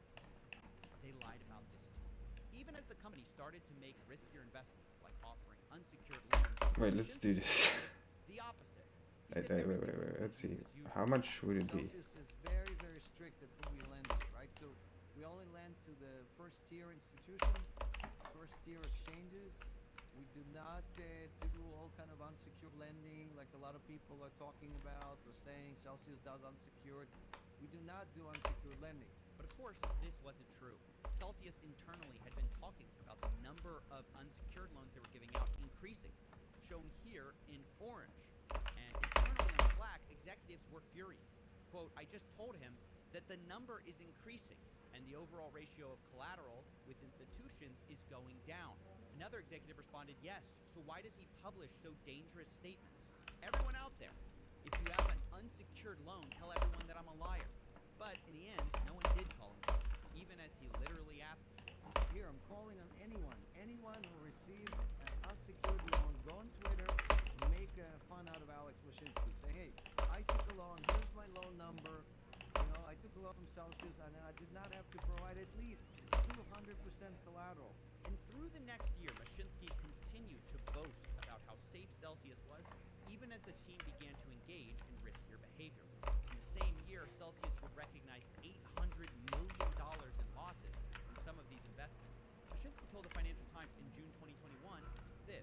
From a risk standpoint, we are probably one of the least risky businesses that regulators worldwide have ever seen. Around the time he was saying this, Celsius was over $500 million underwater on their liabilities, as shown by the black line, which represents a net surplus. By the end of the year 2021, Okay. Celsius was Now I need to actually make the crow. things were looking better. Wait a minute. I thought you said this was a fraud. It is a fraud. Maybe to you, Coffee. There's another way of looking at this. What do you mean? Well, imagine I'm defending Celsius as a lawyer. You're a mixologist and a lawyer? Hey, I could pass the bar if I wanted to. I already work at one. But anyway, what I would say if you were coming at my client is, look, all this lying and losing money, standard fake it till you make it stuff. They could have become profitable eventually. Now, if they fail, yes. But trying a business and failing, that's the American dream, Coffee. Do you actually believe that, though? Doesn't matter what I believe. If a single person on that jury was an entrepreneur, Alex would walk. Well, I don't know. Your hypothetical doesn't even matter. Mashinsky isn't even being criminally charged. Wait. Well, I rest my case then. Yeah, nice try. But it's not that simple. They're still suing him for some of the money. He's not being criminally charged. And let me guess. You don't think that's enough? No, I don't think it's enough. I mean, it's a slap on the wrist. It's a financial speeding ticket for a guy who ruined so many people's lives. But that's my point, Coffee. If you think it's so wrong, you gotta give me more than this. But how? You said it yourself. They're just going to claim incompetence. They faked it till they didn't make it. Ah, but that's because the evidence so far is lies and incompetence. You need to show a definitive step across that line. That's the only way people are gonna believe you. Well, that and... What? Well, this might be ironic coming from the media. It wouldn't hurt to humanize the story a bit. Don't get stuck in the technical jargon. Nobody can follow that. Make me feel something. As much as it pains me to say this, I think you might be right. Let me see what I can do. What does that money mean to me? It means a lot, actually. I've been working since I was 14. I was investing this my first couple of jobs out of college. Ultimately stopped us from buying a house because I mean it was half of our down payment was locked and you know I couldn't get it. So I mean, it was actually not. Honestly, that loss was a culmination of many years of work, to be quite frank. I saw it as my way to escape. What that money means to me, it's a lot more freedom with what we're able to do as a family. Describe with the money I lost from this money is really hard because it's tied into a lot of what it feels like to be a grown-up, an adult. I feel like I have this stunted development. You know, I'm almost 40 at this point, and I'm very aware as a stunt man that wants to be physical. If we had a kid last year like we wanted, all right, maybe by the time he's 20 I could show him some stuff. But the longer we wait, the more I watch my dreams and my future and my hope to be like a proper functioning adult slip through my fingers. It's hard to describe what that's tied into. It feels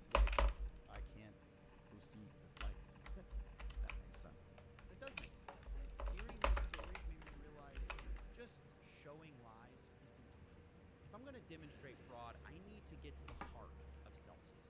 And that's when I found out about the flywheel. The flywheel was central to Celsius's plan to become profitable. Celsius was not just a crypto platform. They also had a crypto token called Cell, and they controlled the vast majority of it, up to 95%. So if the price of Cell went up, theoretically the balance sheet of Celsius would also go up, and they could sustain these insane reward rates. However, in order to do so, they needed people to actually want Cell tokens. So the flywheel was Mashinsky's plan to do that, create a positive feedback loop. And the way they did this was set up Cell token like a rewards program, where you could earn bonus interest if you sell a certain amount of Cell, which obviously incentivizes people who wanted to get the most out of their accounts to buy and hold these Cell tokens. On their website, they describe this process as a self-sustaining ecosystem, where users would buy Cell, earn more yield, get more crypto, collect interest, earn more yield, lend more coins, collect more interest, and buy more Cell tokens.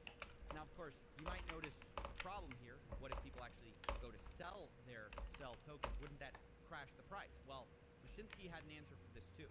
He told the community that Celsius would buy Cell tokens in order to pay their rewards, theoretically creating demand out of thin air. Here's him explaining this. Basically, more visitors usually translates to more app download, and that translates to more deposits. More deposit allows us to do more loans.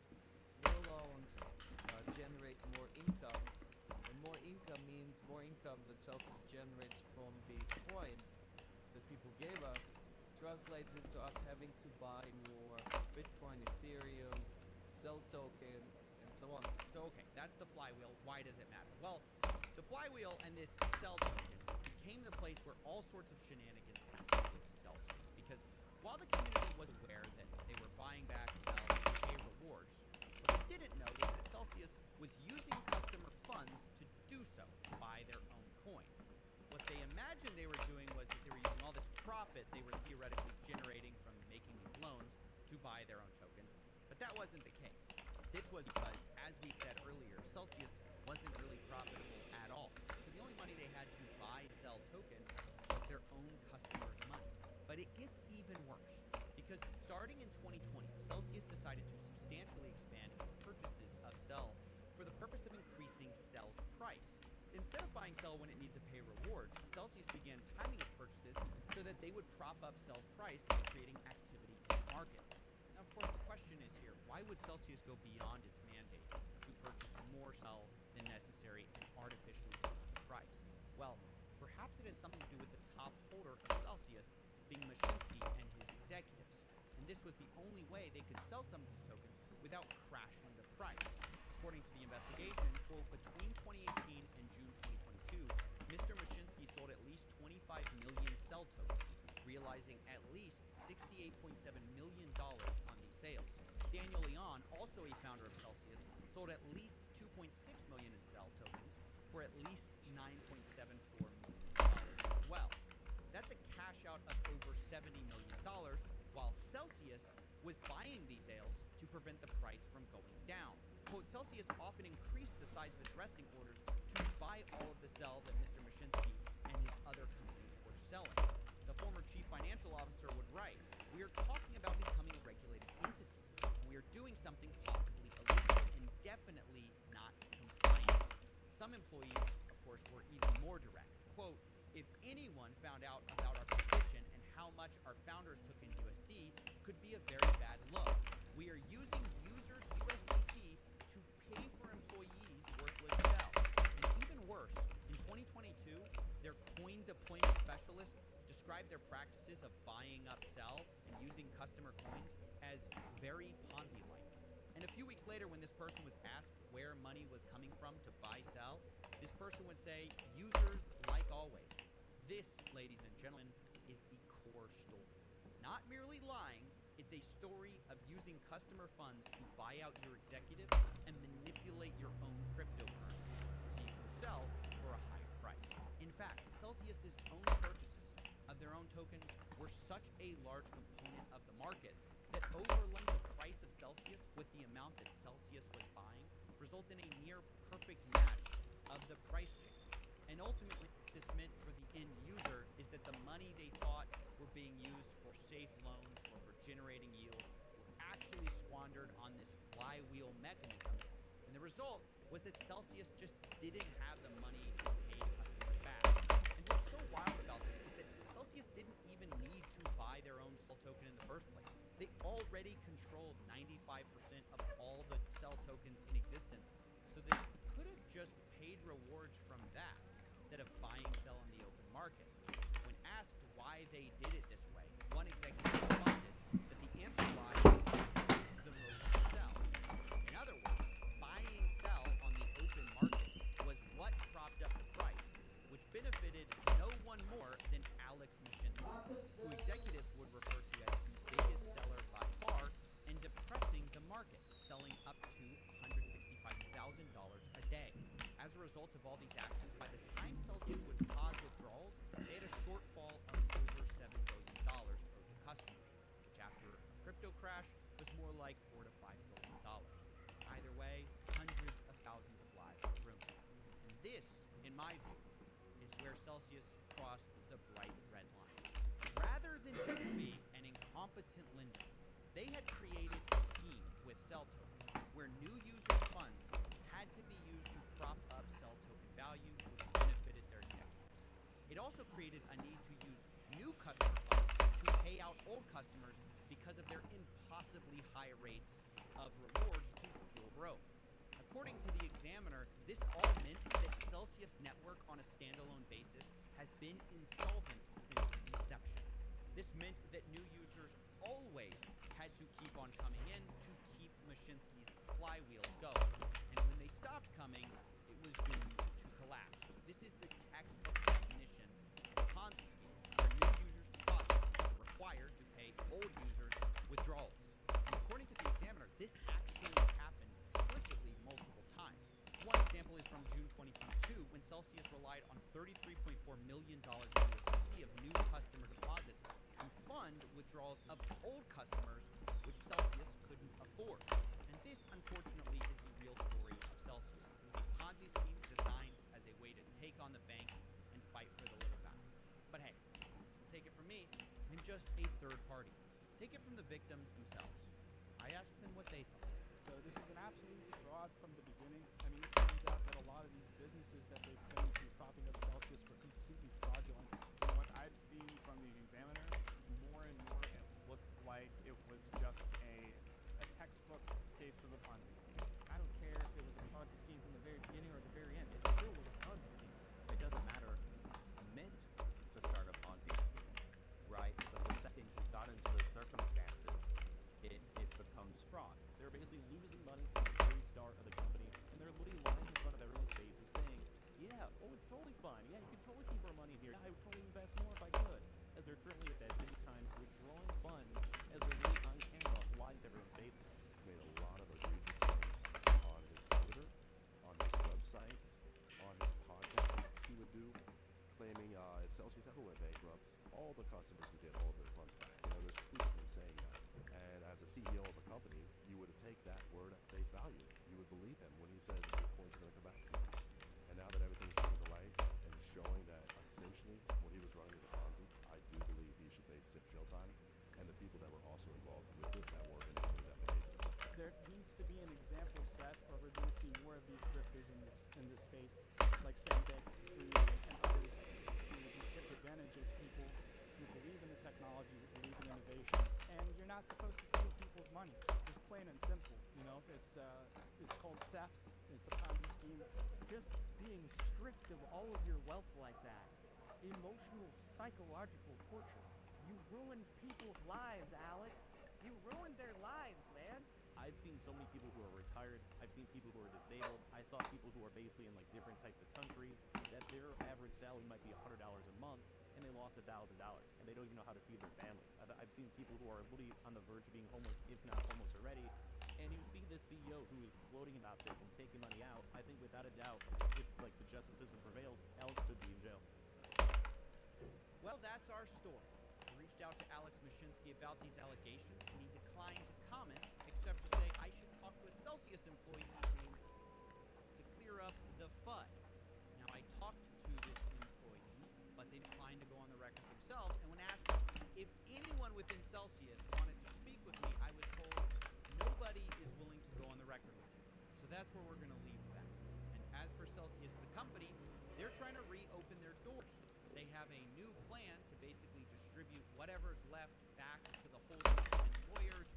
And I'm not going to go too much into the details of this plan, but if you're a creditor, you can visit this page to learn more. It's not a perfect plan by any means, but I'm not sure I have any better ideas what to do with such a bad situation. So that's it for me for now. I hope the wait was worth it, guys, for this video. We're trying to level up the production behind the scenes.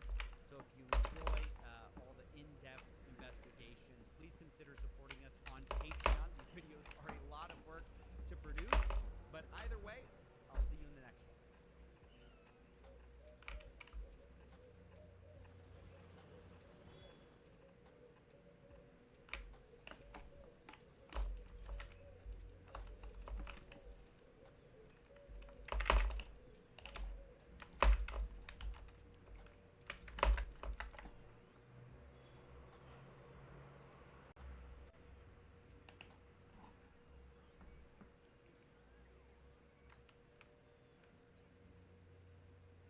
Hey guy, we're back in the middle of the ocean. Uh-oh.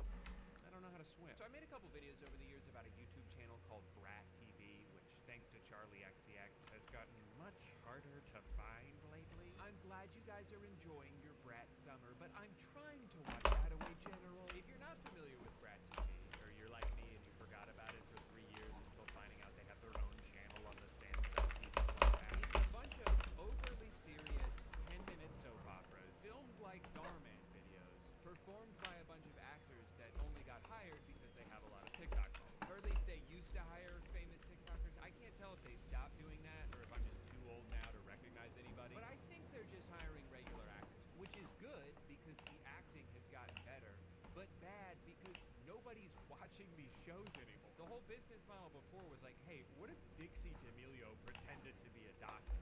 And now it's just, hey, what if the Disney Channel was worse? There's not much of a reason for people to stick around now, and it's unfortunate to see such a beloved institution fall from grace. But the only reason I'm making another video is I recently discovered that for the past couple of years, they've been doing what I would describe as the funniest and most obtrusive product placement I have ever seen in my life. The first show I noticed this on was something that's honestly pretty hilarious in its own right. It's a series called Good Luck, Have Fun, and it's about an esports team that has a big tournament coming up. But I guess because they didn't have the rights to any real games, they invented a new one for this. But I don't think the writers even came to a single conclusion about how this specific game is played, because most of the script is just a hodgepodge of vague gamer lingo that never sounds natural. I'm an orc barbarian, man. I play mid. Alpha mid 2 exactly. Yeah, we only need one mid. Talk shit. Kiting. I got a one shot. I got a warlock pushing up. Give me heals. This lock is cracked. Talk shit. Using my AoE for some DPS. They're smurfing. They're griefing. This dude's cranking 90s like I didn't just pull aggro. I love when shows write about video games and it's clear they just tried to shoehorn in as much terminology as they could. They leveled up. This whole episode of Law and Order is a work of art. In the beginning, Ice-T hates campers. Damn! Campers. It's a camper. You're all pieces of crap. But in the end, he wins by camping. Camping back there? Bad form, but effective. Talk about character growth. Also, any guesses as to who the villain in this episode is? Not like shooting in a video game, huh? Actually, it's exactly the same. Yeah, it's Logan Paul. Don't talk, officer! Now, for the most part, Good Luck, Have Fun is your standard Brat show. A bunch of 21-year-olds pretending to be 15-year-olds saying dialogue written by 40-year-olds. So there's a lot of silly drama. Jane likes Tyler, but she keeps embarrassing herself in front of him. Not like stalking you or anything. Okay. But lucky for her, he doesn't mind, as long as she's not like a gamer or anything. No, I'm genuinely interested in getting to know you. We used to be on the same esports team until You do esports? I used to before I realized it was stupid to care about stuff that wasn't real sports. Okay, good. For a second, I thought you were a fucking weak. I love when Tyler and his stepbrother Brandon have this very heated exchange. Hey, who was your friend yesterday? Jane? She's pretty. Way too pretty to be hanging out with you. Yeah, I don't think you're her type, man.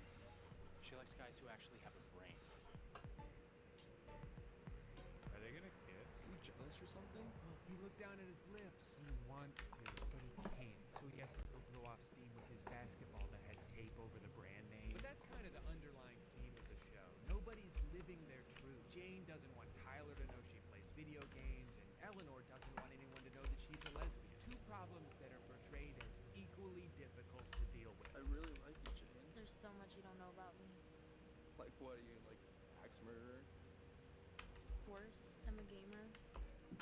Worse than axe murderer? Is there anything else I should know? I'm a gamer. I'm actually really good at basketball. Wow. Also, I changed how I dress for you. Wow. Also, sometimes I'll tell people I'm on my way, even though I haven't left the house yet. Wow. Don't like liars. Fuck! I blew it. Real life has real consequences. Unlike those games you two play so much. Oh, now I get it. They really try to have it both ways in this show, where playing totem snatchers is the most degenerate thing someone can do. But also, everybody in this town except for Tyler is good enough to play it professionally. So it kind of seems like he's the problem. It's also really funny to me that they try to use the classic bully trope with this girl, even though it's in the context of what is essentially League of Legends. Like every time they lose, Mia comes over and taunts them with random gamer words. Oh, what's wrong, noobs?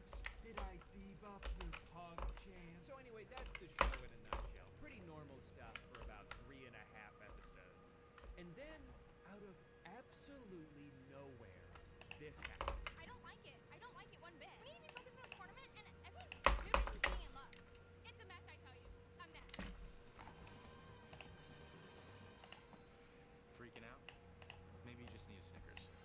And then they just kind of watch her chew on it until she calms down. Well, shit, that was incredibly jarring and unexpected. Back to the show, I guess. Guiding. One shot. I got this. Nice, they're gaming again. I love that. Oh no. Oh no. Oh no. I guess this scene itself wasn't enough, so they had to throw in some giant text on the screen too. Very subtle. It almost snuck right past. I would love to know what's written into their contract, because every time they do one of these, they just stand there silently chewing for like 10 seconds. Do you think there was a more subtle version of this at some point, but Snickers came back and demanded it became more integral to the plot? You're not feeling like yourself. Maybe you just need a Snickers. At this point, I was pretty intrigued by the current state of Brat TV, and I wanted to see how often they were doing these ad breaks in the middle of scenes. So I started watching another show called Two Christmases, and it's a really touching mini-series about parents going through a divorce and the effect that has on their children who have to adjust to this new life and all the complications that come with it. Sorry, I got distracted. Oh yeah, it's a beautiful show about how even a day as joyful as Christmas can be full of stress and frustration when you're going through such a big life. Are they gonna do this the whole time? Yeah, no, it does seem like they're doing that the whole time. Dude, I thought the Snickers show was bad. This entire series is built around how much gum this family chews. Heading out the door, can't forget my gum. Having any conversation, gotta pull out my gum. About to drink hot chocolate, better put some gum in my mouth first, because that's what I do before I eat and drink. It makes everything taste better, and sometimes I accidentally swallow it. I had no idea how common this extremely conspicuous product placement had become. It's in almost every series from the past few years. These poor actors have to just keep doing commercials in the middle of dramatic performances, and it's so funny to me every time. I couldn't get through the day without Starburst. How are they so good? The human brain finds sweet fruits, such as berries, pleasurable. There's one season of The Chicken Girls that's presented by the Little Mermaid movie, and I was so excited for this one. It's such a serious show for some reason. Congratulations.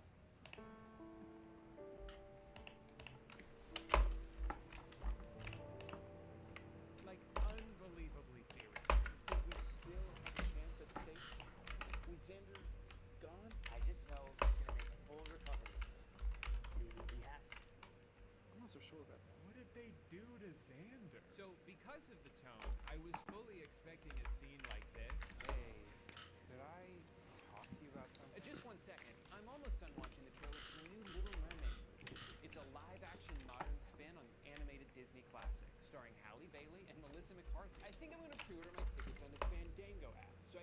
sure I get good seats on opening night, May 8th. Now, what was it you wanted to talk about? My grandma died. They just did a pre-roll, man. Like cowards. But I did skip around some of these episodes, and I gotta say, I love this line. See how the empty house going down. This is my best option for now. I think I might have something for you. My mom's a realtor.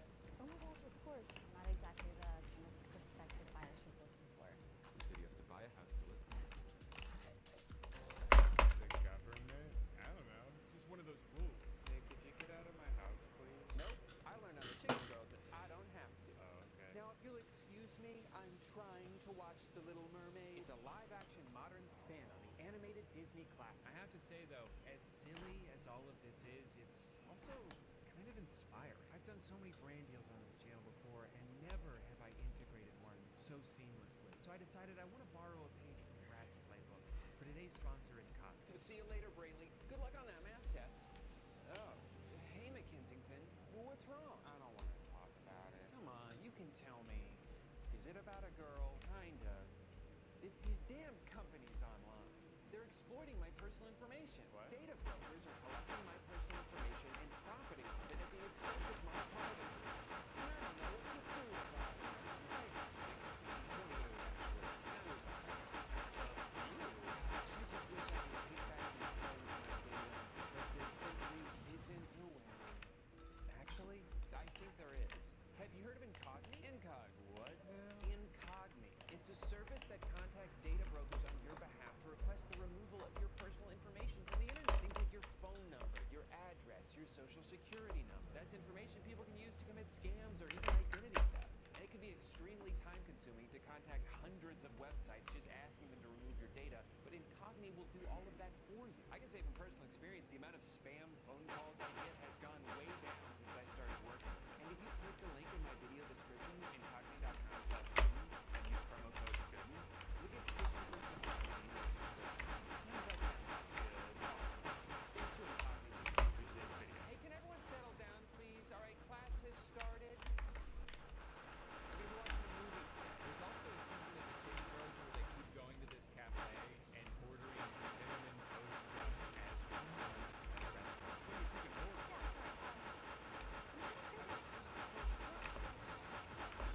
But I guess because just eating the cereal wasn't enough, they had to turn it into its own plot point where this girl can see the future in the cinnamon dust. When your cinnamon toast crunch and milk mix together, you stare really hard. You can see the future. Why don't you go outside, kid? They also did a game with Cinnamon Toast Crunch called Sip or Spill, which historically is done with alcohol. Like you either have to answer this personal question or you gotta take a shot. Only in this one, instead of drinking, he just had to have one bite of cereal. So there aren't exactly like crazy stakes here, but man, he is gonna be so full after this because these are some hard-hitting questions. What's your favorite part of Cinnamon Toast Crunch? I get this question a lot. You do? I love the comments that are like so close to catching on to the fact that this entire thing is just an ad. It's less him and more cereal. Why is that? Kind of makes you wonder if they should even be allowed to do ads like these if their target audience is not old enough to comprehend that they're being advertised to. But that's not up to me to decide. I just want to laugh at how stupid this all is. And if you can believe it, everything I've shown you so far is still just the tip of the iceberg. And as much fun as I'm having so far, just the two of us, I thought it would be a little bit more fun to bring in my friend Danny to show you guys the rest. Hello, Danny. Thanks for coming to my channel. I'm excited to be here. Have you heard of the YouTube channel Brat TV? This isn't like the YouTube channel that had those like TikTok stars. It is. Have you done a video about this channel before? Yeah, I'm doing another one. Okay, okay, then I have. But specifically, Brat has been putting these hilarious, conspicuous product placement ads within their shows. So I came up with a little game for you where I'm going to show you the beginning of a scene, and you have to guess what the product is that they're about to advertise. Ooh, okay. I think it's going to be a lot of fun, and good luck. I love it. He loves it. This is all the validation Drew needed for this video idea. Whoa, girl, that is amazing. Are those choreography ideas? Yeah, I've always wanted to be on varsity, and I think these are gonna be a lot fun next year. How can you focus in here so loud? All right, he said, it's so loud. How can you focus? What's she pulling out that bag? She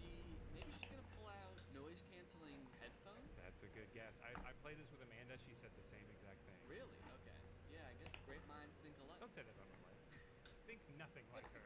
I said she had a great mind. Keep that to yourself, man. Are you jealous because you thought of something else and now you're worried that her mind and mine are more great than yours? Yeah, I thought she was gonna pull out like a sword. How can you focus here? Okay, is that your answer? You lock that in? It could also be some kind of caffeinated beverage. How can you focus? What is that energy drink? Celsius or something. Yeah, she's pulling out a Celsius. Those are great guesses. I'll let you have both of those guesses because they're both wrong. Extra refreshers. It's my go-to hack when I need to drew away distractions around me and try and focus. Minty fresh and mighty focused. Minty fresh and mighty focused. It works that fast? Yeah, as soon as you put it in your mouth, all distractions are out, and you can only hear yourself chewing. She can't even see the other girl. Her nose is bleeding. She's like, what the fuck happened? Alright, well that's the first one. Good job, you have... Well, not good job, you had 0 points. Bad job. Well, you don't need to say it so mean. It sounds like you're mad at yourself for saying good job and you're taking it out on me. That's mostly what it is. I want you to lose, because we're competing against each other. I didn't know that. And I'm winning so far. You put this together. Danny, if you want to win, make your own competition. This is my channel. I have 1,000 points. Okay, well, I've got a pretty good strategy for next time. I'm just going to ask you to say your guess first, and then I'm just going to go with your guess. Alright, you outsmarted me yet again. This next one is in a coffee shop. Oh, there's one thing I forgot. These are a fan favorite among the customers, so always make sure the display is full. Alright, Danny. Full of what? Probably not like coffee beans or something. That wouldn't really make a lot of sense. No, I don't think coffee's trying to advertise on the Brat channel. And what was your guess again? My guess was a sword again. I guessed sword. I don't get any points for the questions. I get them all wrong. I came into the game with 1,000 points, and you only get 1 point per question. Right. And what was your guess again? I think it's got to be some big name brand since the last one was Extra, which is a very popular gum brand. I'm going to say Doritos. That's a very good guess. Let's see. Can't keep people from their talkies. I love these Talkies Intense Nacho Roll chips. They're not hot, and it's ain't cheesy. That was a good guess. Doritos? Very good guess. I'm going to give you half a point. Sick. I'm going to catch up to you in no time. How many questions are there? Did you say like 2 or 3,000? There's exactly 2,001 questions. If you keep getting half a point, we can tie. SOS. Let me guess. You forgot to get Bella a birthday present? What am I gonna do? Well, what's the one thing she loves the most? Me? That's right. I'm talking about you. What's she talking about? So is this his girlfriend or something? Yeah, I think it's his girlfriend's birthday. He forgot to buy her a gift, so he goes to the empty classroom where this girl's just like on her laptop. She has a gift basket prepared. What is in the gift basket? What would she look like? I'm going to guess Degree brand deodorant. Weirdly, a very good guess again. You're like getting so close. I'm talking about EOS. This vanilla cashmere body lotion is her favorite. Kind of like Degree deodorant, but it's actually EOS Vanilla Cashmere Body Lotion, which the judges would have only accepted if you said in its entirety, even if you just said EOS lotion. I would have had to know the exact flavor. In fact, maybe even the SKU number. Yeah. The judges would have accepted the SKU. Well, they're looking up the answer from the SKU number. Like, I have it written down as the SKU, and then they're like, body lotion, yeah, got it. Damn, still no points for that half point. Have we looked in the basket and seen, is there any native deodorant in there? It could be underneath the EOS Well, vanilla. if there's native deodorant in there, you don't get any fucking points for that. You said Degree. Oh, fuck. I can't even remember what I said. Oh, it feels so soft. Oh, it smells delicious. I think I like it because of the intense cheesy flavor. We need to be focused on the tournament, and everyone's too busy being in love. It's a mess, I tell you. A mess.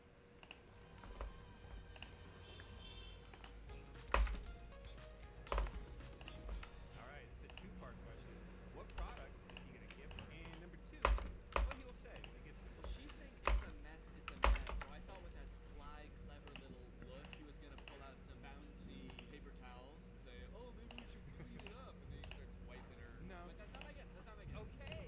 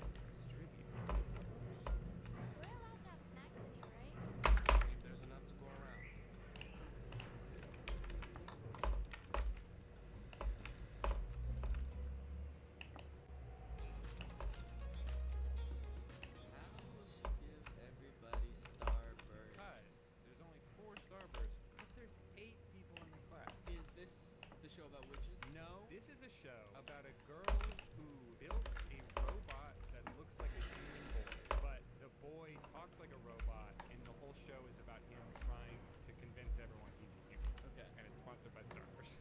Maybe she use the robot boy, and he's gonna have. Does he have like Inspector Gadget type? Yeah, he snips it up, and he tosses him around, and he catches it around. I think she's gonna use science. Can I say that? Is that a vague enough answer? That's a perfectly vague answer, and to be honest, a correct answer. That's another 200 points.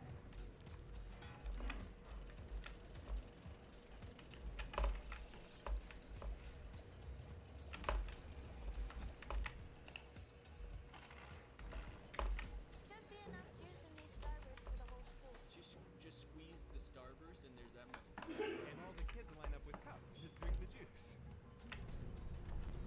Oh wow, there's even like a title card. So the thing with this one is, the Starburst is like written into the plot. They're doing this thing where everybody eats Starburst and they like read their mind. That's like part of the show.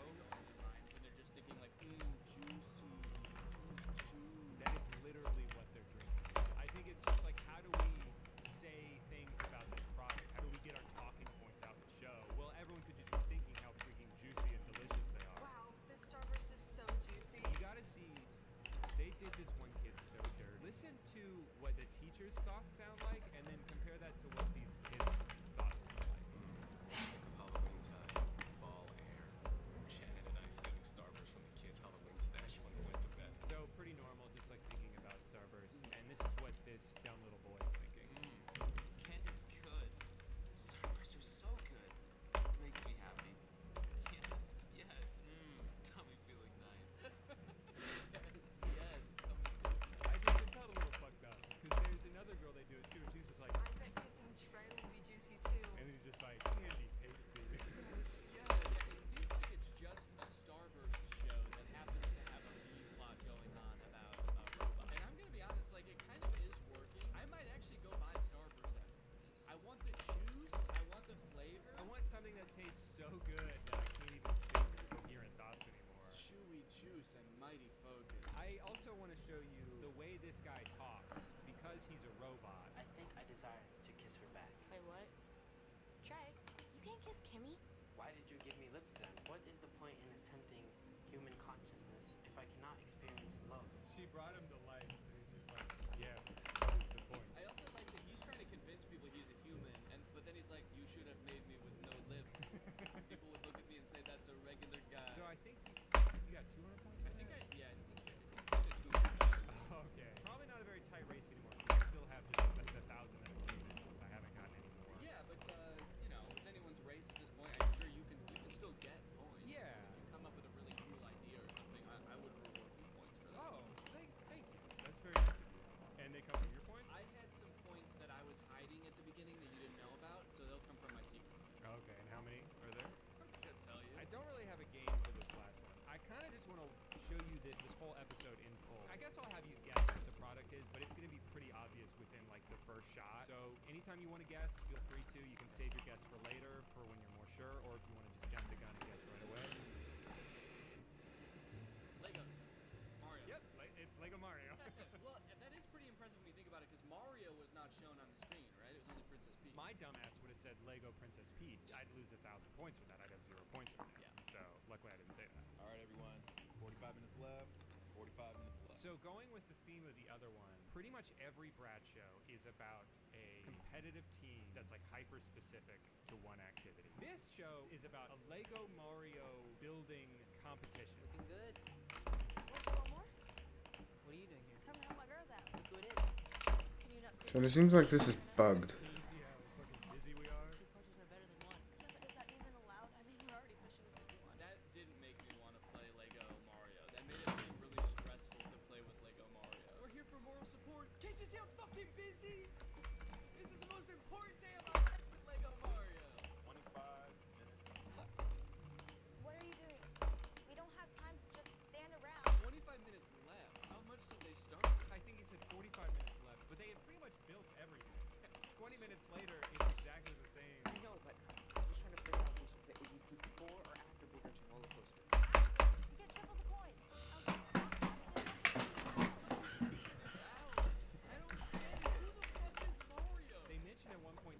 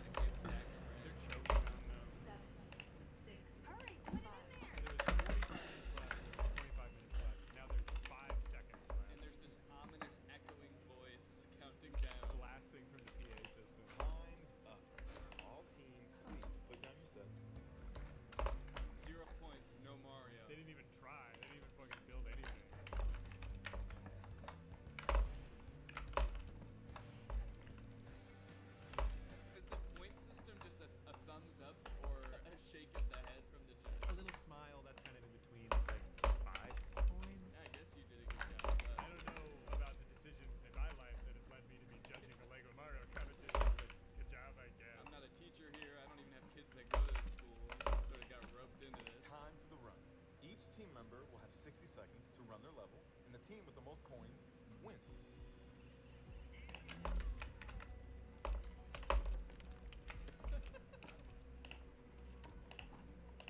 Kill that thing. Come on, Smoke. You have 20 seconds. You can do this. 20 seconds to do what? I can't do it. I can't. I'm folding under the pressure of just like.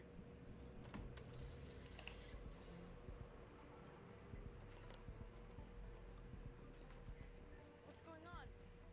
I don't know. I must be doing it wrong. Doing what wrong? Keep going. I could tell you one thing. They're doing a great job of making it look fun, man. Everyone's having fun in this scene. Screaming about the time limit. Yeah, I definitely understand the objective and what it is you do with the Lego Mario. He's got to get coins, which he does by killing everyone else and stomping on their corpse. I'll tell you one way you can make me care about this. Juice him at the end. I want to see how much juice is in you guys. I bet way less juice than Starburst. Oh, you're not even doing it fast either. Over 260 coins. Wait, but down your set and what your score. Sorry, guys. I don't know what happened. It's okay. You were pretty good for beginning. No, she was. No, She was way better. Yeah, you could have done better. You don't even know how the game works. You know, it's easy to watch from afar and judge, but you don't know the pressure they feel in that room. Stadium full of people watching them. Teacher walking around, barely gives a shit. I have a feeling that this means more to them than just the score. You know, there's friendships at stake on the line. Yeah, no, there's none of that. This show's just about Lego Mario. Oh. They're not like friends. It's not about like friendship or anything. They don't even know each other. They don't know each other. It's just about Mash and Peach. What was that? What was what? You were about to win, but then you didn't. I just felt like you guys deserved it more. I guess she threw the competition. Yeah, that sounds like something a loser would say to make themselves feel better about losing. I love also, did you hear how excited he sounds to announce the winner? With the coins from each team tallied, we have a winner. Team Toes. Oh, So- What do you say to a friendly run? Fun? You're on. Yeah, you thought that the competition being over would mean no more Lego Mario, but now they just do it for fun. And they're gonna put them together? That's gonna be double the coins! So maybe the lesson I'm learning is that Okay, I want to do image side processing, but we need to do the side quest to get this up and running. But I think is that a fucking no? It's not a swastika. It's not a swastika. It was in my eight name. No, okay, no. Okay. So now I want to set up this. So I need that and output.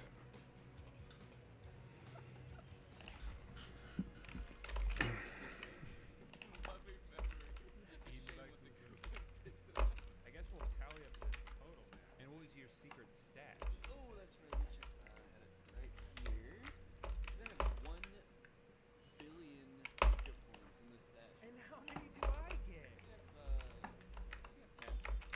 I'll give it to you. Alright, thanks Danny. I've been meaning to watch this channel for a while, but I was worried because I didn't want to have to skip through all the story just to get to the good parts. So thank you for just taking the time to edit those out for me, so I can only see the good parts. Gotcha, yeah. I thought you were talking about my channel, and I thought you were saying, finally, I can skip to the good part, which is the part you're in.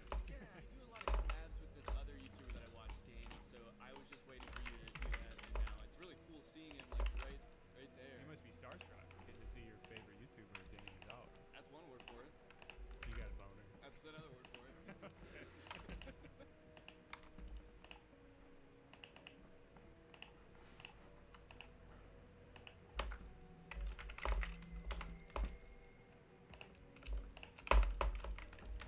This video is sponsored by Rocket Money, which I will tell you about later. You know, it's been a really good year for movies so far, but I have to admit that sometimes they can be a little too much for me. As a lot of movies have gotten more ambitious in scope, more groundbreaking with their visuals, I often find myself getting overstimulated. I had to leave the newest Mission Impossible like 45 minutes in because the AI villain in that movie made me so dizzy I thought I was going to throw up. That's real, by the way. I'm kind of doing a bit right now, but that actually did happen. And don't get me wrong, I love Sinners. Such a fun theater experience. But the whole time I was watching it, I couldn't help but think how much better it would have been if instead of doing the whole vampire thing, they had just screen recorded a bunch of super songs. And then I found out about the new War of the Worlds movie, and all of my prayers were answered.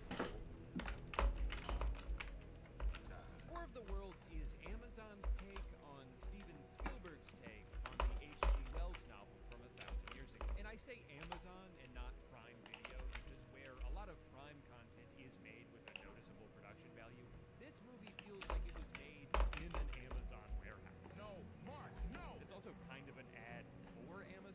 I'll get to that later. The main character of War of the Worlds is Will Radford, who works for the Department of Homeland Security as a surveillance and threat assessment expert, which certainly makes it sound like we could be in for an exciting movie here. In reality, all Will actually does is sit at his computer all day watching drone footage of Washington, D.C. I think the conceit of the movie was, okay, what if Jason Bourne worked from home? Sorry. And he was played by Ice Cube?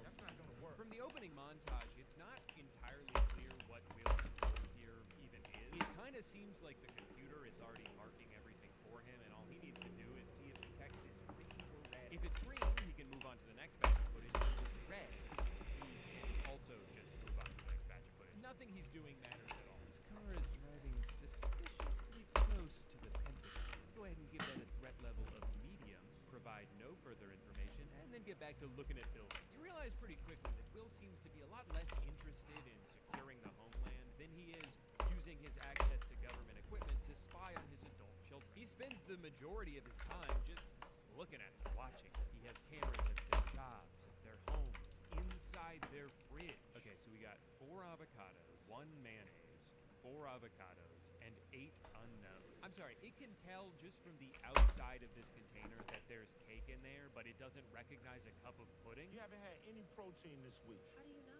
Let's just say me and your fridge is pretty tight. Let's just say me and your fridge, we're pretty tight, man.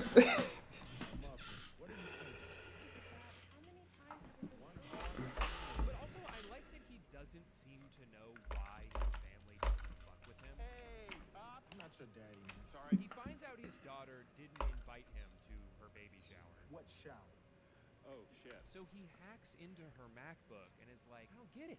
Why doesn't she trust me? Why would she say something like that? And you can see their last text exchange was her asking him for a ride to the hospital and him being like, not sure about that. I'm gonna be absolutely swamped that day watching a live feed of you going to the hospital. One of the other main characters in this movie is his friend, question mark, who works at NASA. And if it wasn't made obvious by the logo behind her and her multiple mentions of the NASA satellites that she has access to, her name in the movie is Sandra NASA. Just want to make sure nobody's confused about where she works. And look, I'm guilty of sometimes saving someone in my phone as first name, their name, last name, the thing I know them for. But even in the government database that he uses throughout the movie, he types in her name as Sandra NASA.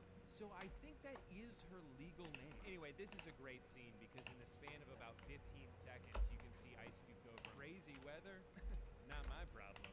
Whoa, that weather's crazy. But it's not my problem. Take a look at this. I watch people now. All right, that's crazy. Well, I got bigger fish to fry than watching you fry. Now, I know you're thinking this movie is great so far, but how come nobody's gone on Facebook yet? Don't worry, he does. For several consecutive minutes. Remember to take out the trash today. Be nice to the kids.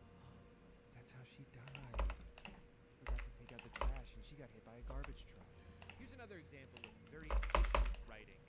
From this, we don't just learn that wife is dead. We learn that in this universe, the deliverability of a Facebook message is what indicates whether or not someone is alive. This is a crucial detail to remember as later on when shit hits the fan and the aliens start attacking, spoiler alert, sorry, there's a very tense moment where Will's message to his daughter Faith does not go through. The implication being that she died so hard her Facebook doesn't even work anymore. Look, I know Facebook certainly has some weird policies, but I don't think they deactivate your account the moment you die. No, thankfully she survived, and her dad is able to confirm this because he, again, has access to 24/7 live feeds of every building might be inside.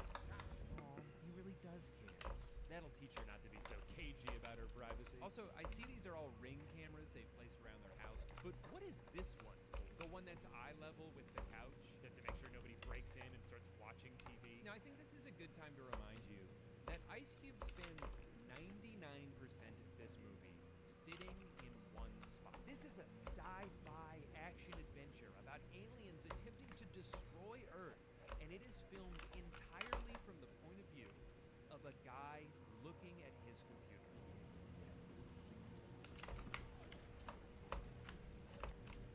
You could make the argument that there's no point in even trying to make this movie if you're not going to actually film any of the things that are supposed to be happening. And I'd almost be inclined to agree, but have you stopped to think about how much more work that would have been? Watching someone's facial expression change slightly while looking at a bunch of desktop notifications, which is the same exact thing. Like even when meteors are hitting the Earth, the aliens are coming out and shooting people, we're still not really watching any of those things. We're just watching Ice Cube react to those things.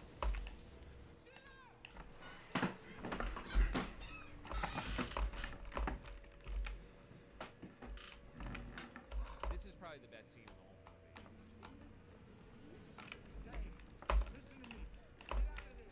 It's good advice.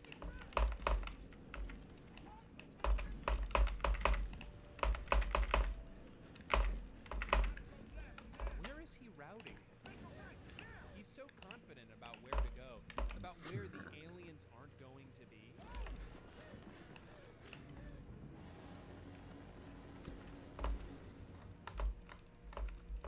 No. Son died from explosion. When is this week gonna end? Don't worry, Dave is okay. But now Faith is in trouble. What are you doing outside? At least put a jacket on. It's cold out there.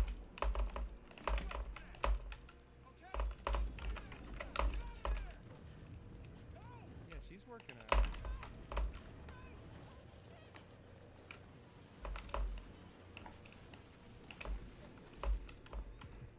He has access to her heart rate? Why didn't he just check that earlier? 105?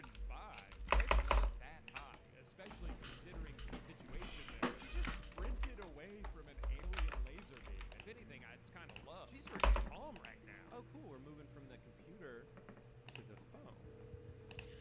The world is at war. Gross.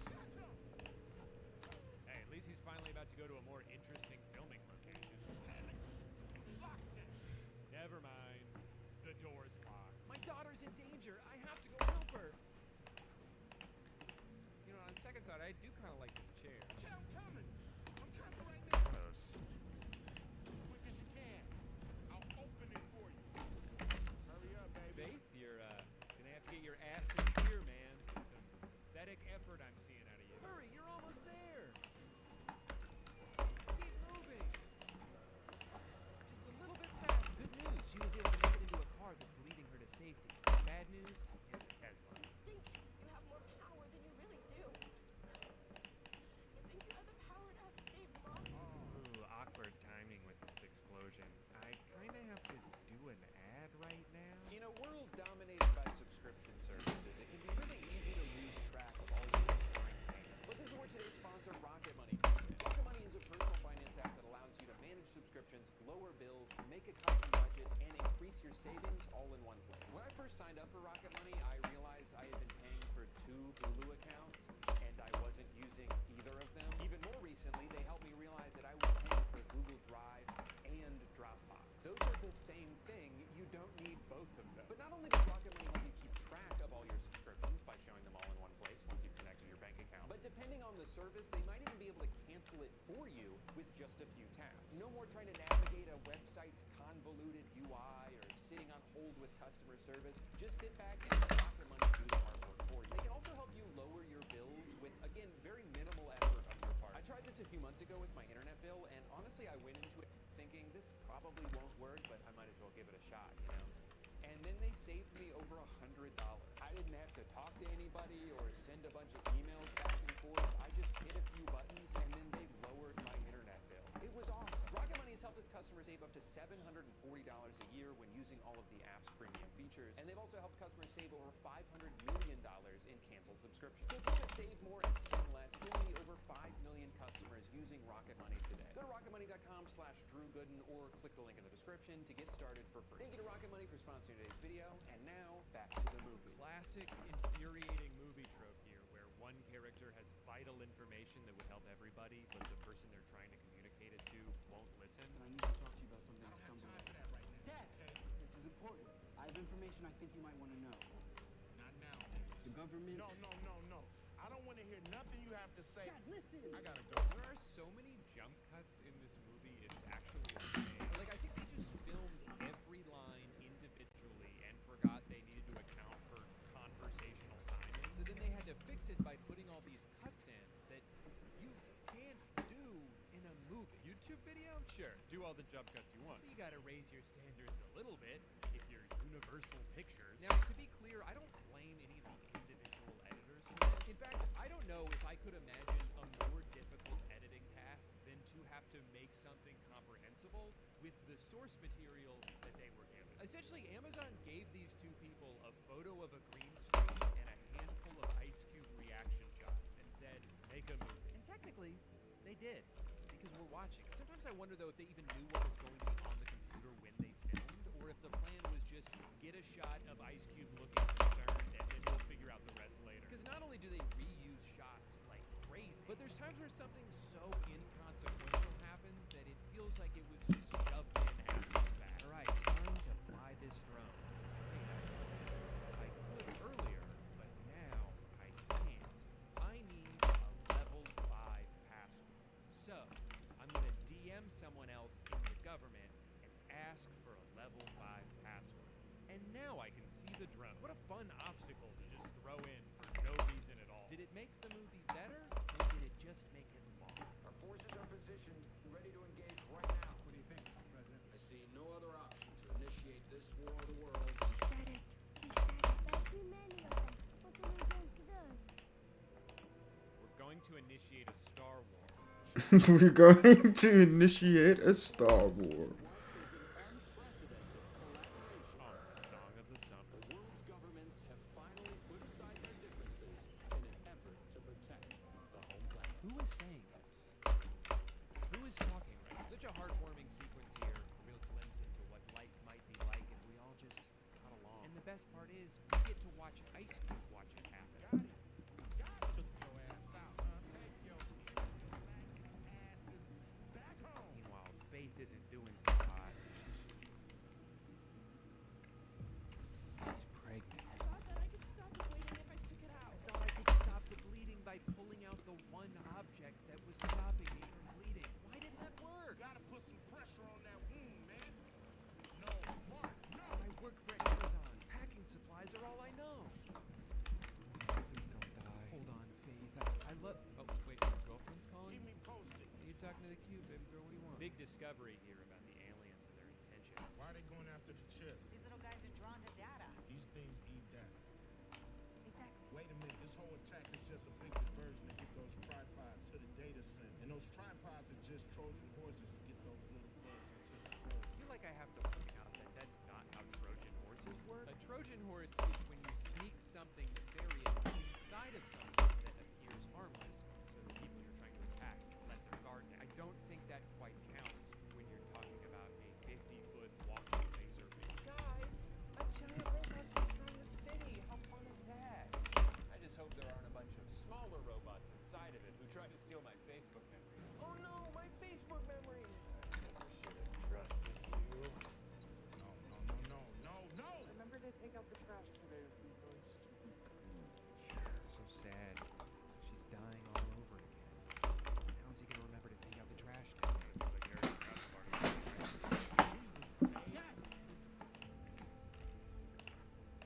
I love how often in this movie Ice Cube exasperately takes off his glasses only to just have them back on immediately in the next scene. Also, in case you didn't pick up on the insane plot twist, it turns out the aliens aren't here to take over the world. They're here to eat our data. We are in utter chaos without our most precious resource, our data. And because of the internet, we have a whole bunch of data. Oh man, the clues were there all along. Look how hungry that robot is. You traitor. Yeah, I think you're gonna want to take those glasses off, man. And go ahead and put it back on. So warned you if you activated the liar, it could spark an invasion. Those dinosaur bureaucrats don't keep us safe. So basically, this evil government surveillance program knew that the aliens were gonna come eat all this data, but they still wanted to. It's like, okay, I guess there's almost an interesting idea here. There are are a ton of billionaires and people in power who are mostly aware that their choices are actively harming the Earth and the future of humanity, but they continue to do it anyway because the things they're doing benefit them personally. But I do think there's maybe a tad bit of irony in Amazon being the platform through which this message is conveyed. A platform that is currently using my own data to advertise groceries to me every time I pause this movie. Our most precious resource on Earth is data. Also, if you've ever been on the Fast and Furious ride at Universal Studios, all of these webcam conversations have the same exact cadence as the conversations that take place on that ride. So, that cockroach we beat down the train, what's he gonna do with this? VP, Justices, Chiefs of Staff, all secure. Okay. What's saying? I didn't sign up for this shit. Thank you for your service, Radford. You're dismissed. Stop this. Wait! No. No, it's being dismissed. I'm not sure I understand, though. I might need to see 5 different examples of him being locked out of his computer.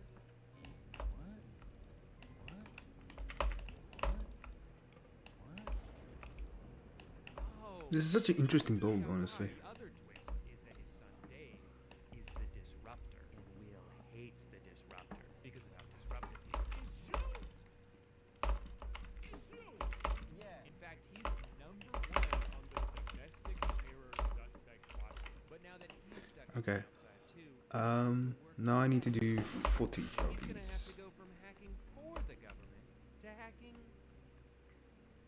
to the government. And let's pop those glasses off for a second. Then Mark and Faith send an update photo letting us know that everything's okay. But it's such a bad picture that Will doesn't even seem that happy about it. Good. Dad, meet my disruptors. What the hell? This was supposed to be our safe space. Guys, enough. It's truly fascinating to watch a movie try to raise its stakes without any ability to do so. Because everything has to take place at his desk. It's not like we can just go out to some big set piece and watch a cool fight. The best Ice Cube can do is send some emails, upload a YouTube video, use Photoshop to put his face into the YouTube video. Yeah, Mr. Radford, that was badass. It's riveting stuff. This is what movies are about. Code Crusher, bypass firewalls, and Burnout just stand until. Yeah, if there's one thing we know about Burnout, it's that he's kind of a loose cannon. A few minutes later, that whole crew of people we were just introduced to dies. And the aliens have turned their attention to Dave.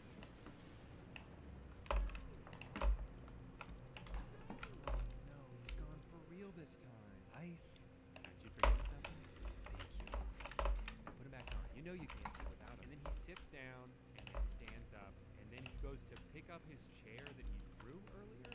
So like, wait, where the fuck was he just sitting a second ago? I guess firefighters are there already? How did they get there so fast? It's been 12 seconds and the world is at war. I need to take my glasses off for this one. Oh, never mind, guys. His son is alive.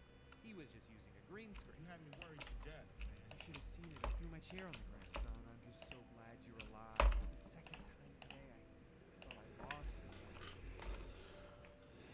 Oh, wait, my girlfriend's calling me again? Well, you gotta stop blowing up the cube, okay? I got shit to do today. Must destroy DHS to make sure anything that gets through can't get to the Goliath. Guys, that's the building I'm in.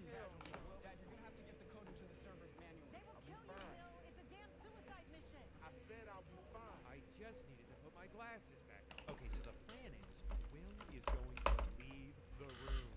I just hope his legs haven't atrophied in all the time he's been sitting there. He's got to go take this virus and put it in that delicious data that the aliens will eat and then melt or whatever. I don't actually really know. There's just one problem with this plan, though. The only way to transport this virus is with a thumb drive. Mr. Q doesn't have one. I don't have a thumb drive. What do you mean you don't have a thumb drive? What? Dude, everybody has a thumb drive. Shit, I bet even Mark has one. Even I have a thumb drive. I knew it. Safety loaded here and I can get it to you.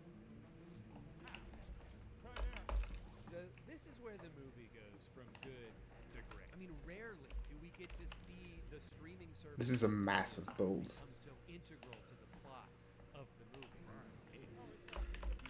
In hindsight, it actually feels kind of insane that I even needed to have a Prime subscription in order to watch this. To watch this movie that is about to climax with Amazon saving the world. Easy to place in a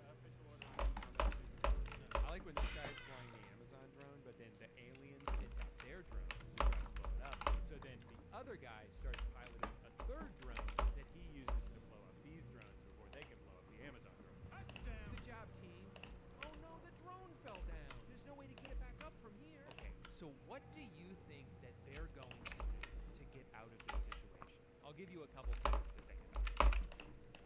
Got your answer? Great. So if you said that they would use facial recognition software to identify this homeless person on the street so that they could text him on the phone and ask him to flip over the phone, you're correct.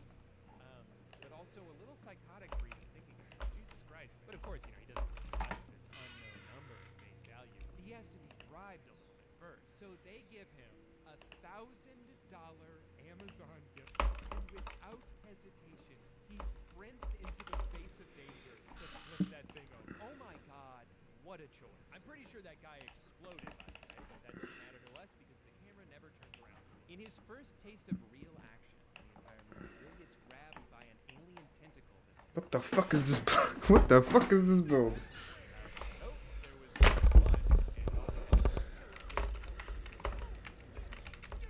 Just like the song. And now for the scene that this entire movie has led up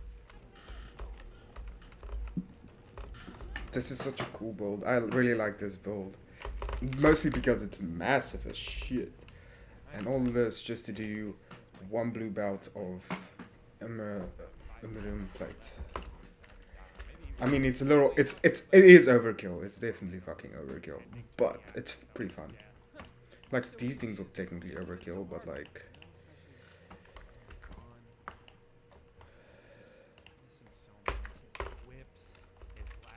Oh, never mind, he's okay. Aw, happy ending. I guess nobody died in the movie. Except for the millions of people who definitely died in the movie. You don't have to think about that. I just got off with the president. You're to pioneer a new data collecting protocol that doesn't invade people's personal privacy. Sorry, sir. Not for me. If I can't invade people's personal privacy, then I'm just not interested. This War of the Worlds. And that's the movie. It's a total abomination. It's a boot and a half. It's already being called the worst movie of the decade. But it begs the question, how the fuck did this happen? Look, I refuse to believe that a single person involved in making this was not aware of how terrible it is. I mean, my first thought when I initially saw people posting clips and making fun of it was, oh, Amazon made a terrible movie on purpose to get free publicity, and it's worked. If this movie was only kind of bad, no one would be talking about it. And even if it was somehow really good, they still wouldn't be talking about it. I think they put out this steaming pile of product placement-ridden garbage to trick me and 10,000 other YouTubers into making full videos about it. The streaming services have caught on to the effectiveness of rage bait, and just like those data-hungry robots, none of us could resist taking a bite. Weirdly, though, the more I read about the production process, the more I actually kind of think this was not intentional and it just happened to suck. The biggest factor being that this movie was filmed 5 years ago during COVID lockdown. It wasn't a conscious artistic choice to shoot it the way they did, although they have now retroactively tried to say that it was. They did it because they could either put each actor in a separate room and try to piece it all together in post, or they just couldn't make it. And that makes sense. Everything was pretty janky in 2020. We were all just trying to adjust to that new reality. But then they sat on this movie for 5 years. We are well past the era of late night shows being filmed on a webcam and sports being played in front of empty stadiums. Movies have been normal again for a while now. Nothing else looks like this. It's so out of place in the year 2025 that you can't help but stare at it. So I don't think they necessarily set out to make a terrible movie. I think they just ended up with one and didn't know what to do with it. But by waiting until audiences' expectations had long since returned to their pre-COVID standards, it would be infinitely more critical of something that was shot exclusively on Microsoft Teams. It created the perfect storm of negative attention. It is the best advertisement for my air that Amazon could have possibly hoped for. We're all voluntarily talking about it.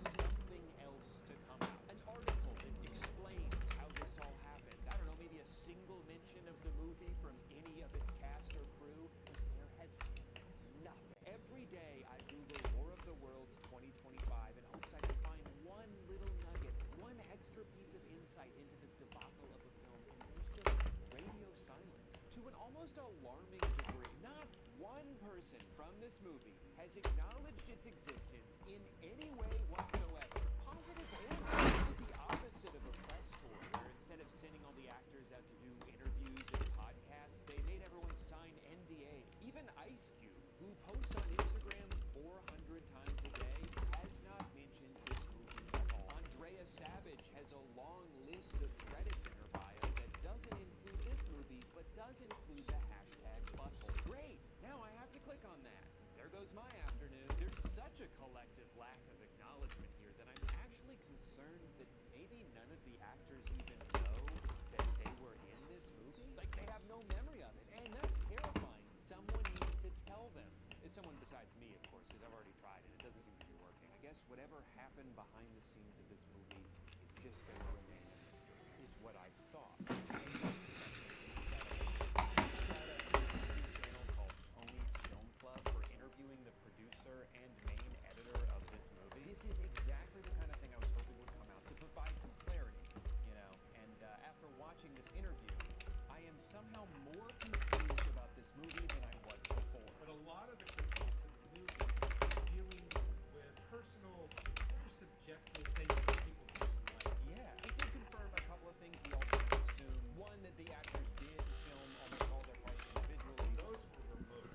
Those were done with the director only. Which explains the total lack of chemistry in every single scene. And number two, that editing this monstrosity is an absolute nightmare. There's some scenes where you end up with about 10 video layers, 10 performance layers, and you have to keep track of all this, make it work, you know, make sure that everybody is able to track and follow what matters on the screen. It's a mountain to keep track of. I genuinely feel bad for this guy for having had to put in hundreds, if not thousands of hours in order to make this movie come to life. Was I scared of entering this project?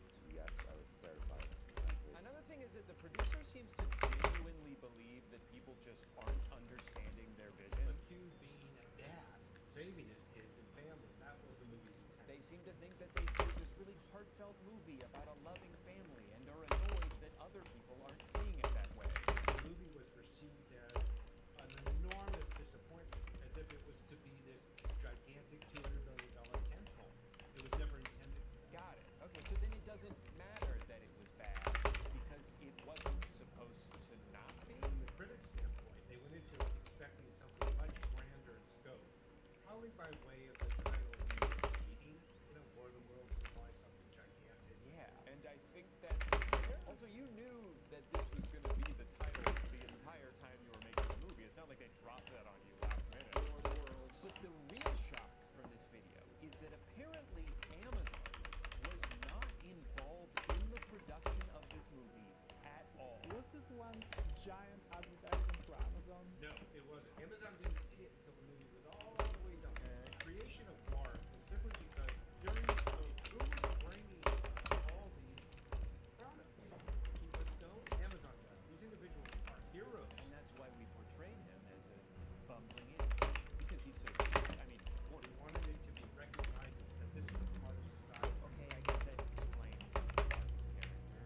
Then what about the drone? The drone, we had to figure out how do you get ice cream, USB stick, virus ready to be uploaded when it was 2 miles away from the market. Right, of course. There's no other way to do that. And the logo on the screen the entire time? There's a drone that Dave is piloting, and then there's a drone that Mark is piloting. It was very confusing for a time in the edit when you didn't have the primary overlay. Okay, but what about the part where they spend like a full minute on Amazon's website? That was the only way that the drone, which was pre-programmed to deliver to the correct address, could get to the right. Of course.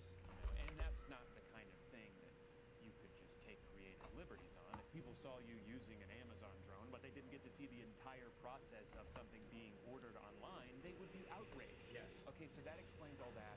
What about the Amazon gift card? The Amazon gift card, I would like to address that. LA is a huge homelessness problem. But we wanted to also take the everyman who is not appreciated, give that person the opportunity to help save the world, which he does. Yeah, he does. Reluctantly, after being bribed. He is incentivized with a financial offer, and how do you get someone like that immediate money, cash in hand? this mean that after Amazon licensed it, they did not add any changes? They did not say put our logo in here, anything? Nothing. Well, there you have it. They made this entire movie about Amazon saving the world, and it wasn't even because Amazon told them to.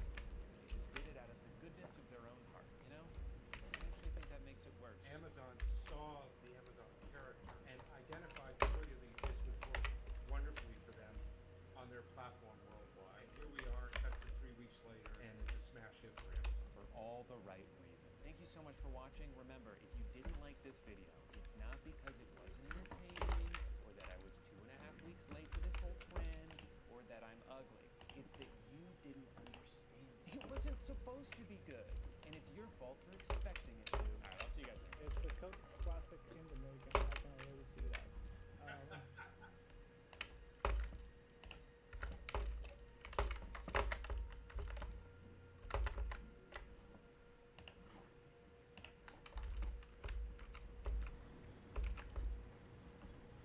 Everybody keeps saying, Drew, you can't restock your merch. You don't know how. You're too stupid. But guess what, loser? I figured it out.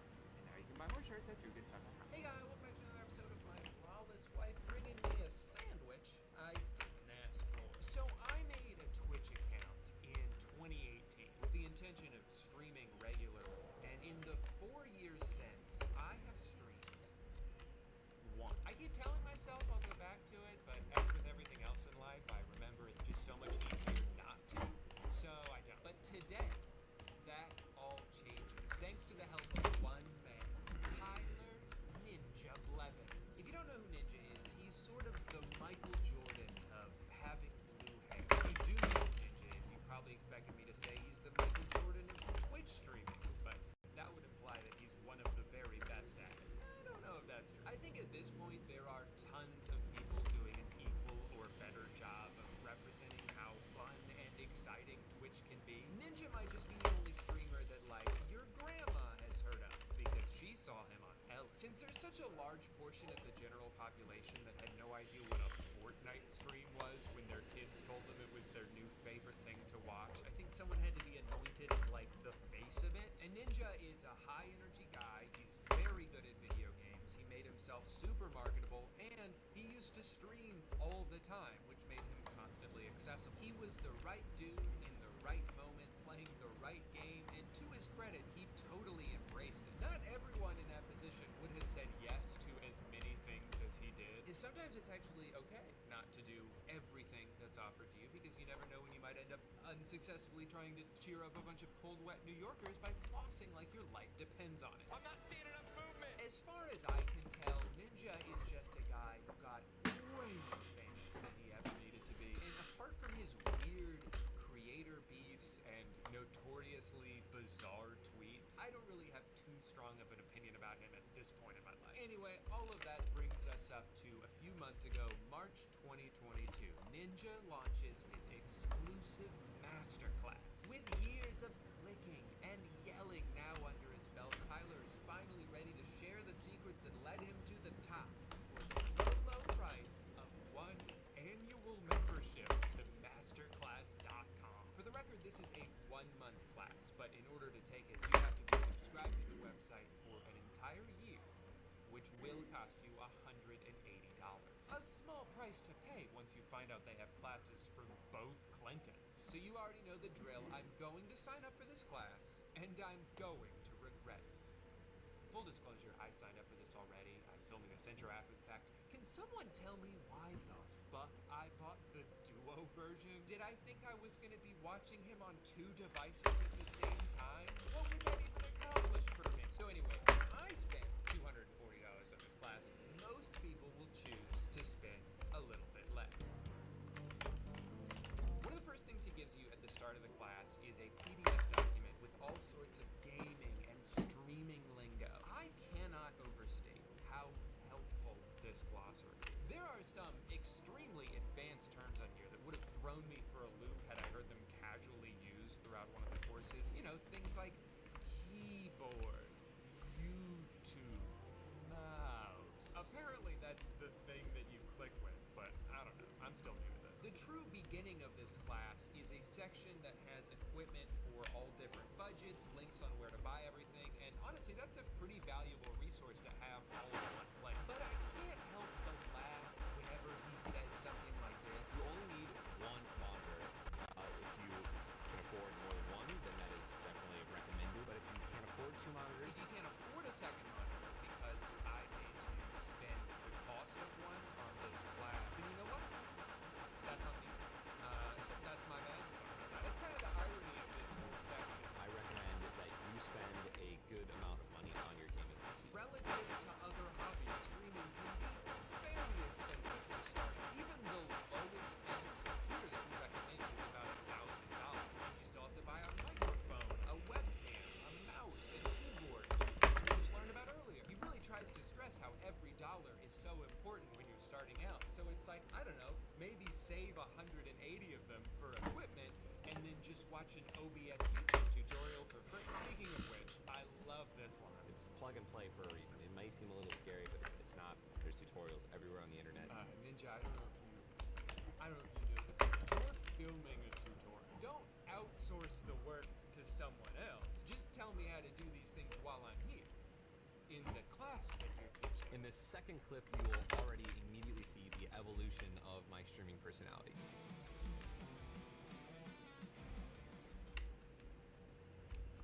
What's going on, guys? It's so funny to hear him describe the things that he does well in like an analytical way.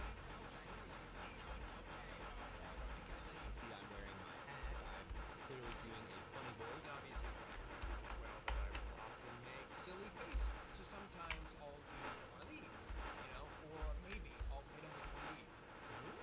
And that's just one of those funny ass things you can do. And, you know, of course, it's entertaining to watch. This makes me laugh.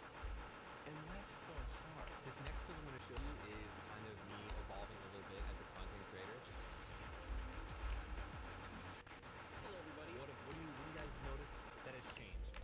My background has changed. I had a better chair. Okay, so evolving as a creator means buying a more expensive chair. My light setup was totally different, way more appealing. Alright, well I thought maybe he was going to talk a little bit more about like evolving in your personality, but it seems like his advice is just spend more money on the wall behind. Hey, he's the master, and this is his style. Gaming fridge, of course, with energy drinks in there. That's always fun to look at. Yeah, I have a lot of We're gonna wear suits for the new Minions movie. Trying to come? No can do, big guy. I have got my day. Oh wow.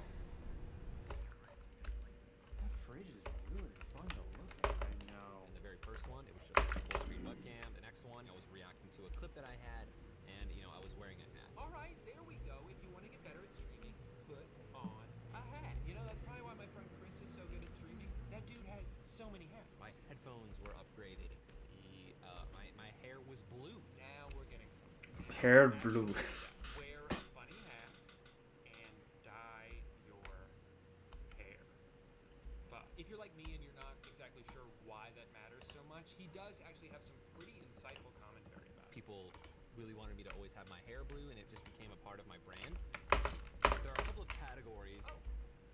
Okay, I guess that's it. Absolutely great editing there. Gotta love the cut right as he's opening his mouth to say more. I couldn't believe, actually, how many times he mentioned his blue hair in this class. Okay, so we have Ninja blue hair, right? I dyed my hair blue, and everyone thought, okay, now blue-haired person, me dyeing my hair blue, and the hair, my hair was blue. It's almost like he's convinced himself that one of the secrets to his success is that he dyed his hair a funny color. Well, since it seems to be such an integral part of his brand, maybe we should check in on a stream now and see how it looks. Listen, just know that I will set my alarm at 5 a.m. so I can see all of your guys' morning movements.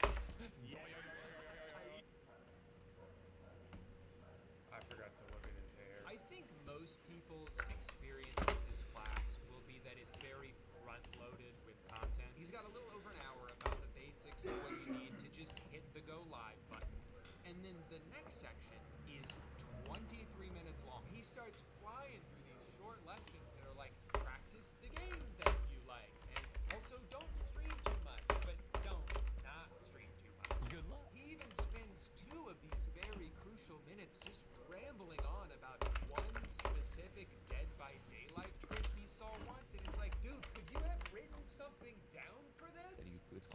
360. Why does it seem like half the class is him going, oh shit, what else? And then you just do it. No scopes. No scopes are cool. So, you know, you could do one of those. Before you even have time to process anything that he said in section 2, we're already breezing right into section 3, which is less than 23 minutes long. It's so visibly short at first glance that they had to pad it out by copying and pasting 2 lessons from the previous section. Share your streams with the community and engage with each other. And now, do it again. Listen to your chat. The next time they come in, if they say something about their dog, maybe their dog isn't feeling well, and they come in the next day and you're just like, hey Jack, what's up buddy? How's your dog, man? You probably just secured that viewer for life. Ask people if their dog is. He's got a section about how to deal with trolls, which is definitely something to be wary of if you're going to be doing anything in a live setting. I love that this is the only example of an insult that you could come up with on the spot. Like, if someone says, hey Ninja, your hair is looking really blue today, kind of weird, I'd be like, yeah, that is kind of weird. Dude had one thing on his mind that day. Blue hair. I really liked when he went on this long explanation of how to ban people and specifically described each and everything to do, but they never showed his screen. I mean, you can kind of see it in this shot, but it's a little blurry. Oh, here, now they're gonna show. So this user, I'm going to demonstrate how to ban and unban. It is literally as simple as pressing 2 buttons. So you have a username, you click ban, and you simply just unban. I can't see what you're doing, buddy. This happened multiple times. It kind of makes me think that they just forgot to record his screen while he was doing this section, and instead of attempting to recreate that B-roll, they just gave up and put nothing there. It's so bad. That's not even Tyler's fault, you know, but it does show a general lack of caring from everyone involved. There are times where the crew is either pranking Tyler with the editing, or they just don't give a shit. This is a real clip from the masterclass. Taki, gaming is intense, but Takis are seriously intense. And That's not the original commercial. He doesn't shit and fart in the actual ad. Call out your regulars and loyal viewers. They'll keep coming back. What up, this? How you doing, bro? Kufo, I think the tier 1 sub. Make sure to always talk to your chat. After all, they're your friends. Welcome back, Dick Lord. Thanks for the 6 months. How's your dog doing, by the way? You don't have to. Then get one so I can talk to you. you now have a lot of pressure on you to set good examples. It is going to be up to you to instill good morals, or the morals that you have, into your audience. You know, not promote harassment and not promote, you know, being negative. You're trash. You're awful. You're so You know, and just when I thought some of his advice was starting to dip in quality, he drops this banger. I have a Fortnite skin. It is no surprise that the best titles can grab potential viewers who are scrolling through channels. Yeah, so, you know, if you want to get a lot of views on a video, just get Fortnite to make you a skin and put you in the item shop. And then just tell people that. Guaranteed millions of views, dude, and it works every time. You've got to try it. Actually, a lot of the final section of this class is about these, like, completely unattainable things you could do to get bigger. I always express my personality in gaming, but wanted to break out and do other forms of media and entertainment to expand my audience. Welcome to the Daily Show. Thank you for having me. Don't just be a streamer, go on TV. I wanted to be known in Hollywood, so I went on shows like Ellen and The Tonight Show and The Masked Singer, and was eventually cast in movies like Free Guy. Come on, get your name out there. Be in a movie. I know it sounds crazy, but it makes a big difference. Collaborations are a great way to get more people to your stream, and it's very exciting for your viewers. And of course, you gotta play Fortnite with Drake. You may think, I don't need to do that, but don't underestimate how big that could be for your career. Starting out, you might not get to game with a celebrity. But Ninja, you just said I could. Where he could have at least stuck the landing a little bit with some solid marketing tips. The branding section at the end just annoyed me because of how unspecific everything is. It's basically just a long list of Tyler's accomplishments, most of which you're probably already aware of if you spent $200 to take a ninja class. He continually stresses which I agree with, but doesn't give you any tangible steps on how to do it. And I don't expect this class to suddenly transition into a graphic design lesson, but you know, if this is Masterclass's definitive how to stream course, they could at least go into some detail about the basic stream assets that you need to make. Your subscriber codes, your channel banner, your alerts, the screen that says starting soon or be right back. You know, all those things you can put in to make your stream unique to you. He barely even mentioned Lithium. How the fuck do you make lithium? my Oh. logo. Isn't it a cool logo? Joke's on you. It's not even my fucking Okay. logo. I made a worse one. Also, why even include a section about brand deals? This is a 30-day class. No one starting a stream from scratch is worried about doing a brand deal before they've even streamed for a month. This is something that's going to be online forever and hopefully teaching people how to become amazing professional streamers for decades, for a millennia to come. Yeah, dude. 1,000 years from now. 1,000 years from now, people are still going to be watching this class. Voila. I think that a good portion of the beginning of this course is helpful to someone who wants to start streaming and they have no idea what to do. But it is very clear to me that not nearly enough care or attention Lithium is fine. to be worthy of the call. Also, like, I don't think Ninja is just This is fine. 200 plates. really fucking good at Fortnite. And you can't teach someone to be as good as he is. You especially can't teach someone to be really good at a brand new game better than everyone else at it. Okay, there was definitely overkill. I need 200 and I have 2,700. Like, it's definitely a bit overkill. A bit overkill. That maybe they'll be famous like you. It's bullshit, man. This sucks. What I did genuinely enjoy the most about this was the community aspect of it. Like I said, there's a point where Ninja kind of puts the burden on you to support each other's streams, but for the most part, people did. And that's cool because it's free. Okay, so we're gonna see how it works now. Like, you know what? That's great. I see that you're streaming. I love that for you. But could someone watch mine? So it was cool to see people go out of their way to compliment someone's setup or answer a question that someone had. But it's funny to me that potentially the most valuable part of the class is the one part that Ninja has no involvement in. There's so many cool people taking this class with all different kinds of content. I saw a Lego building stream. I saw a couple that streams at Disneyland. But my favorite streamer by far was this kid, Plushy Orca. If we don't get this dub, I'll eat a spoonful of mayonnaise. No spoonful of mayonnaise for me. Tell me that that's not the most badass clip you've ever seen. To their credit, the class does have its own TA that goes around, you know, interacting with people's posts, but it's never anything super specific to that person. What's your favorite piece of decor? What's your favorite conversation piece? What's your favorite piece or prop? Are you working on building connections in other communities? Are you working on building connections in other communities? Tom, are you building connections? Let's go. Anything else? Anything else?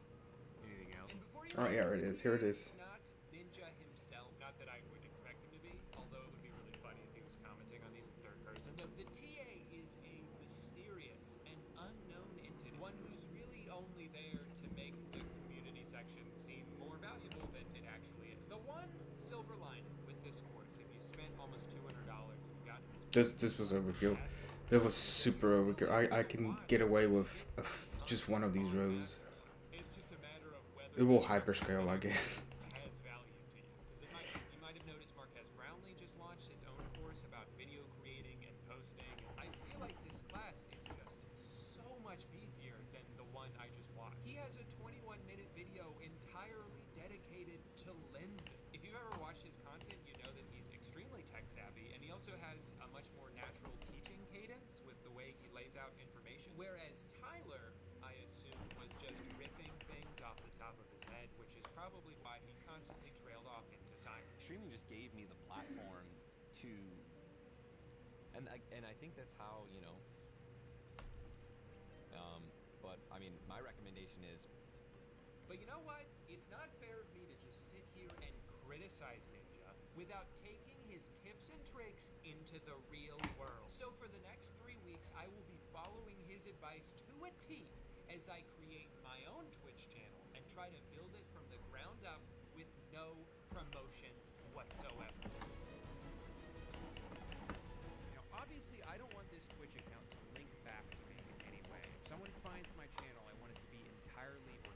So I'm going to try to create a persona that's both generic and yet still true to my own brand.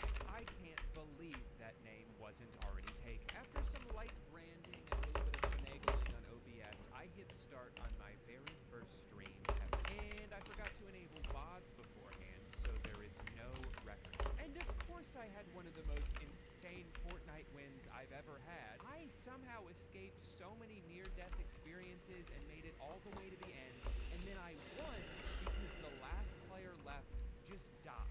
I didn't shoot him, I didn't see him, he must have just walked into the storm, I guess, because I won without doing anything.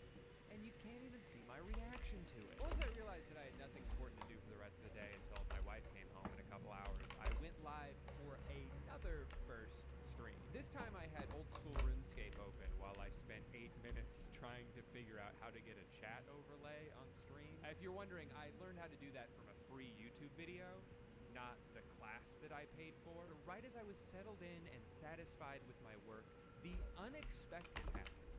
Someone showed up. The possibility What? of this happening was It's impossible. Like, it's impossible. I actually almost panicked and ended stream. What if I panicked and ended stream? But I stayed on for a few minutes and had a short conversation with her. She told There me we go. Skate 2 and was literally just scrolling through the OSRS tab on Twitch, and she clicked on my stream. Maybe I should do Twitch. YouTube isn't really working on it. I don't know. What a great day. But obviously I still wasn't satisfied, so before my third stream, I did a little bit of work to make the viewer experience better. I put the Finding Nemo DVD menu on the TV in the stock photo I found. I made a couple playlists for different moods I might find myself in. And then I started stream with my microphone off for 2 minutes. You know, and that's the thing about going live in front of 0 viewers. There's no stakes, no pressure, no one to tell you that your audio levels are terrible. Oopsies. For stream number 4, I made sure to test the audio levels beforehand, so that was good to go. And then I put on a hat. I guess you could say I was learning, even though no one Alright, so now watched the stream or, you know, even tuned in at any point. I want to I do felt good these. about my growth as a So I already have streamer. I them. was kicking ass in the game. I just need to. Spoonful of mayonnaise for me. I was being relatable. Y'all ever drink water before? I felt like if I just stuck to it, things would turn around eventually.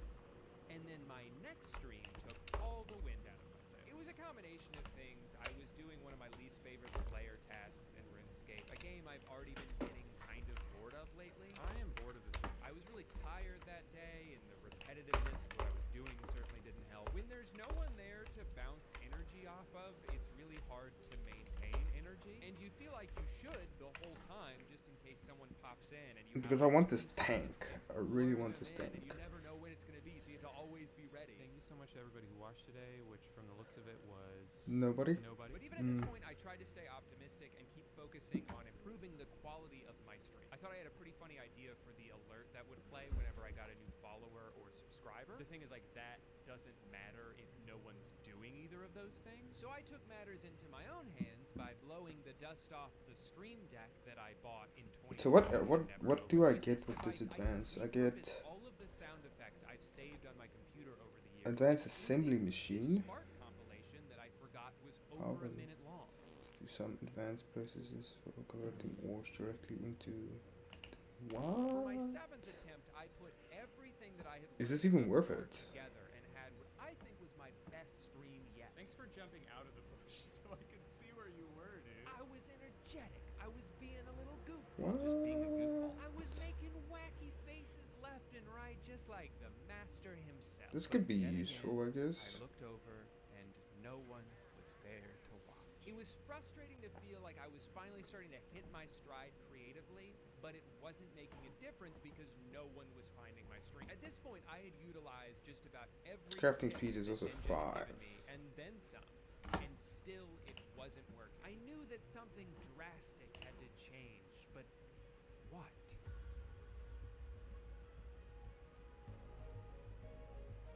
I will need to make crystals then. Crazy hair, like crazy blue hair. Blue-haired person. My recommendation is dyeing my hair blue.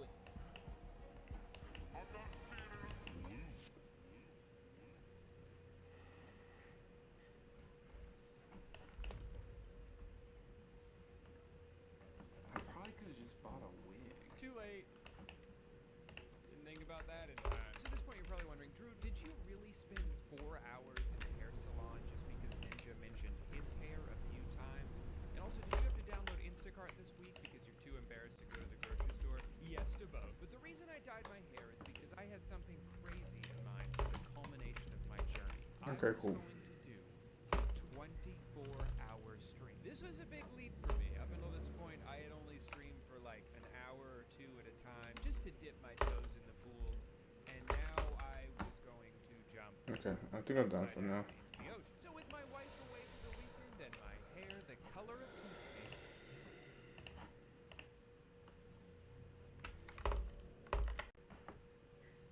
How long did I stream anyways? I streamed 3 hours.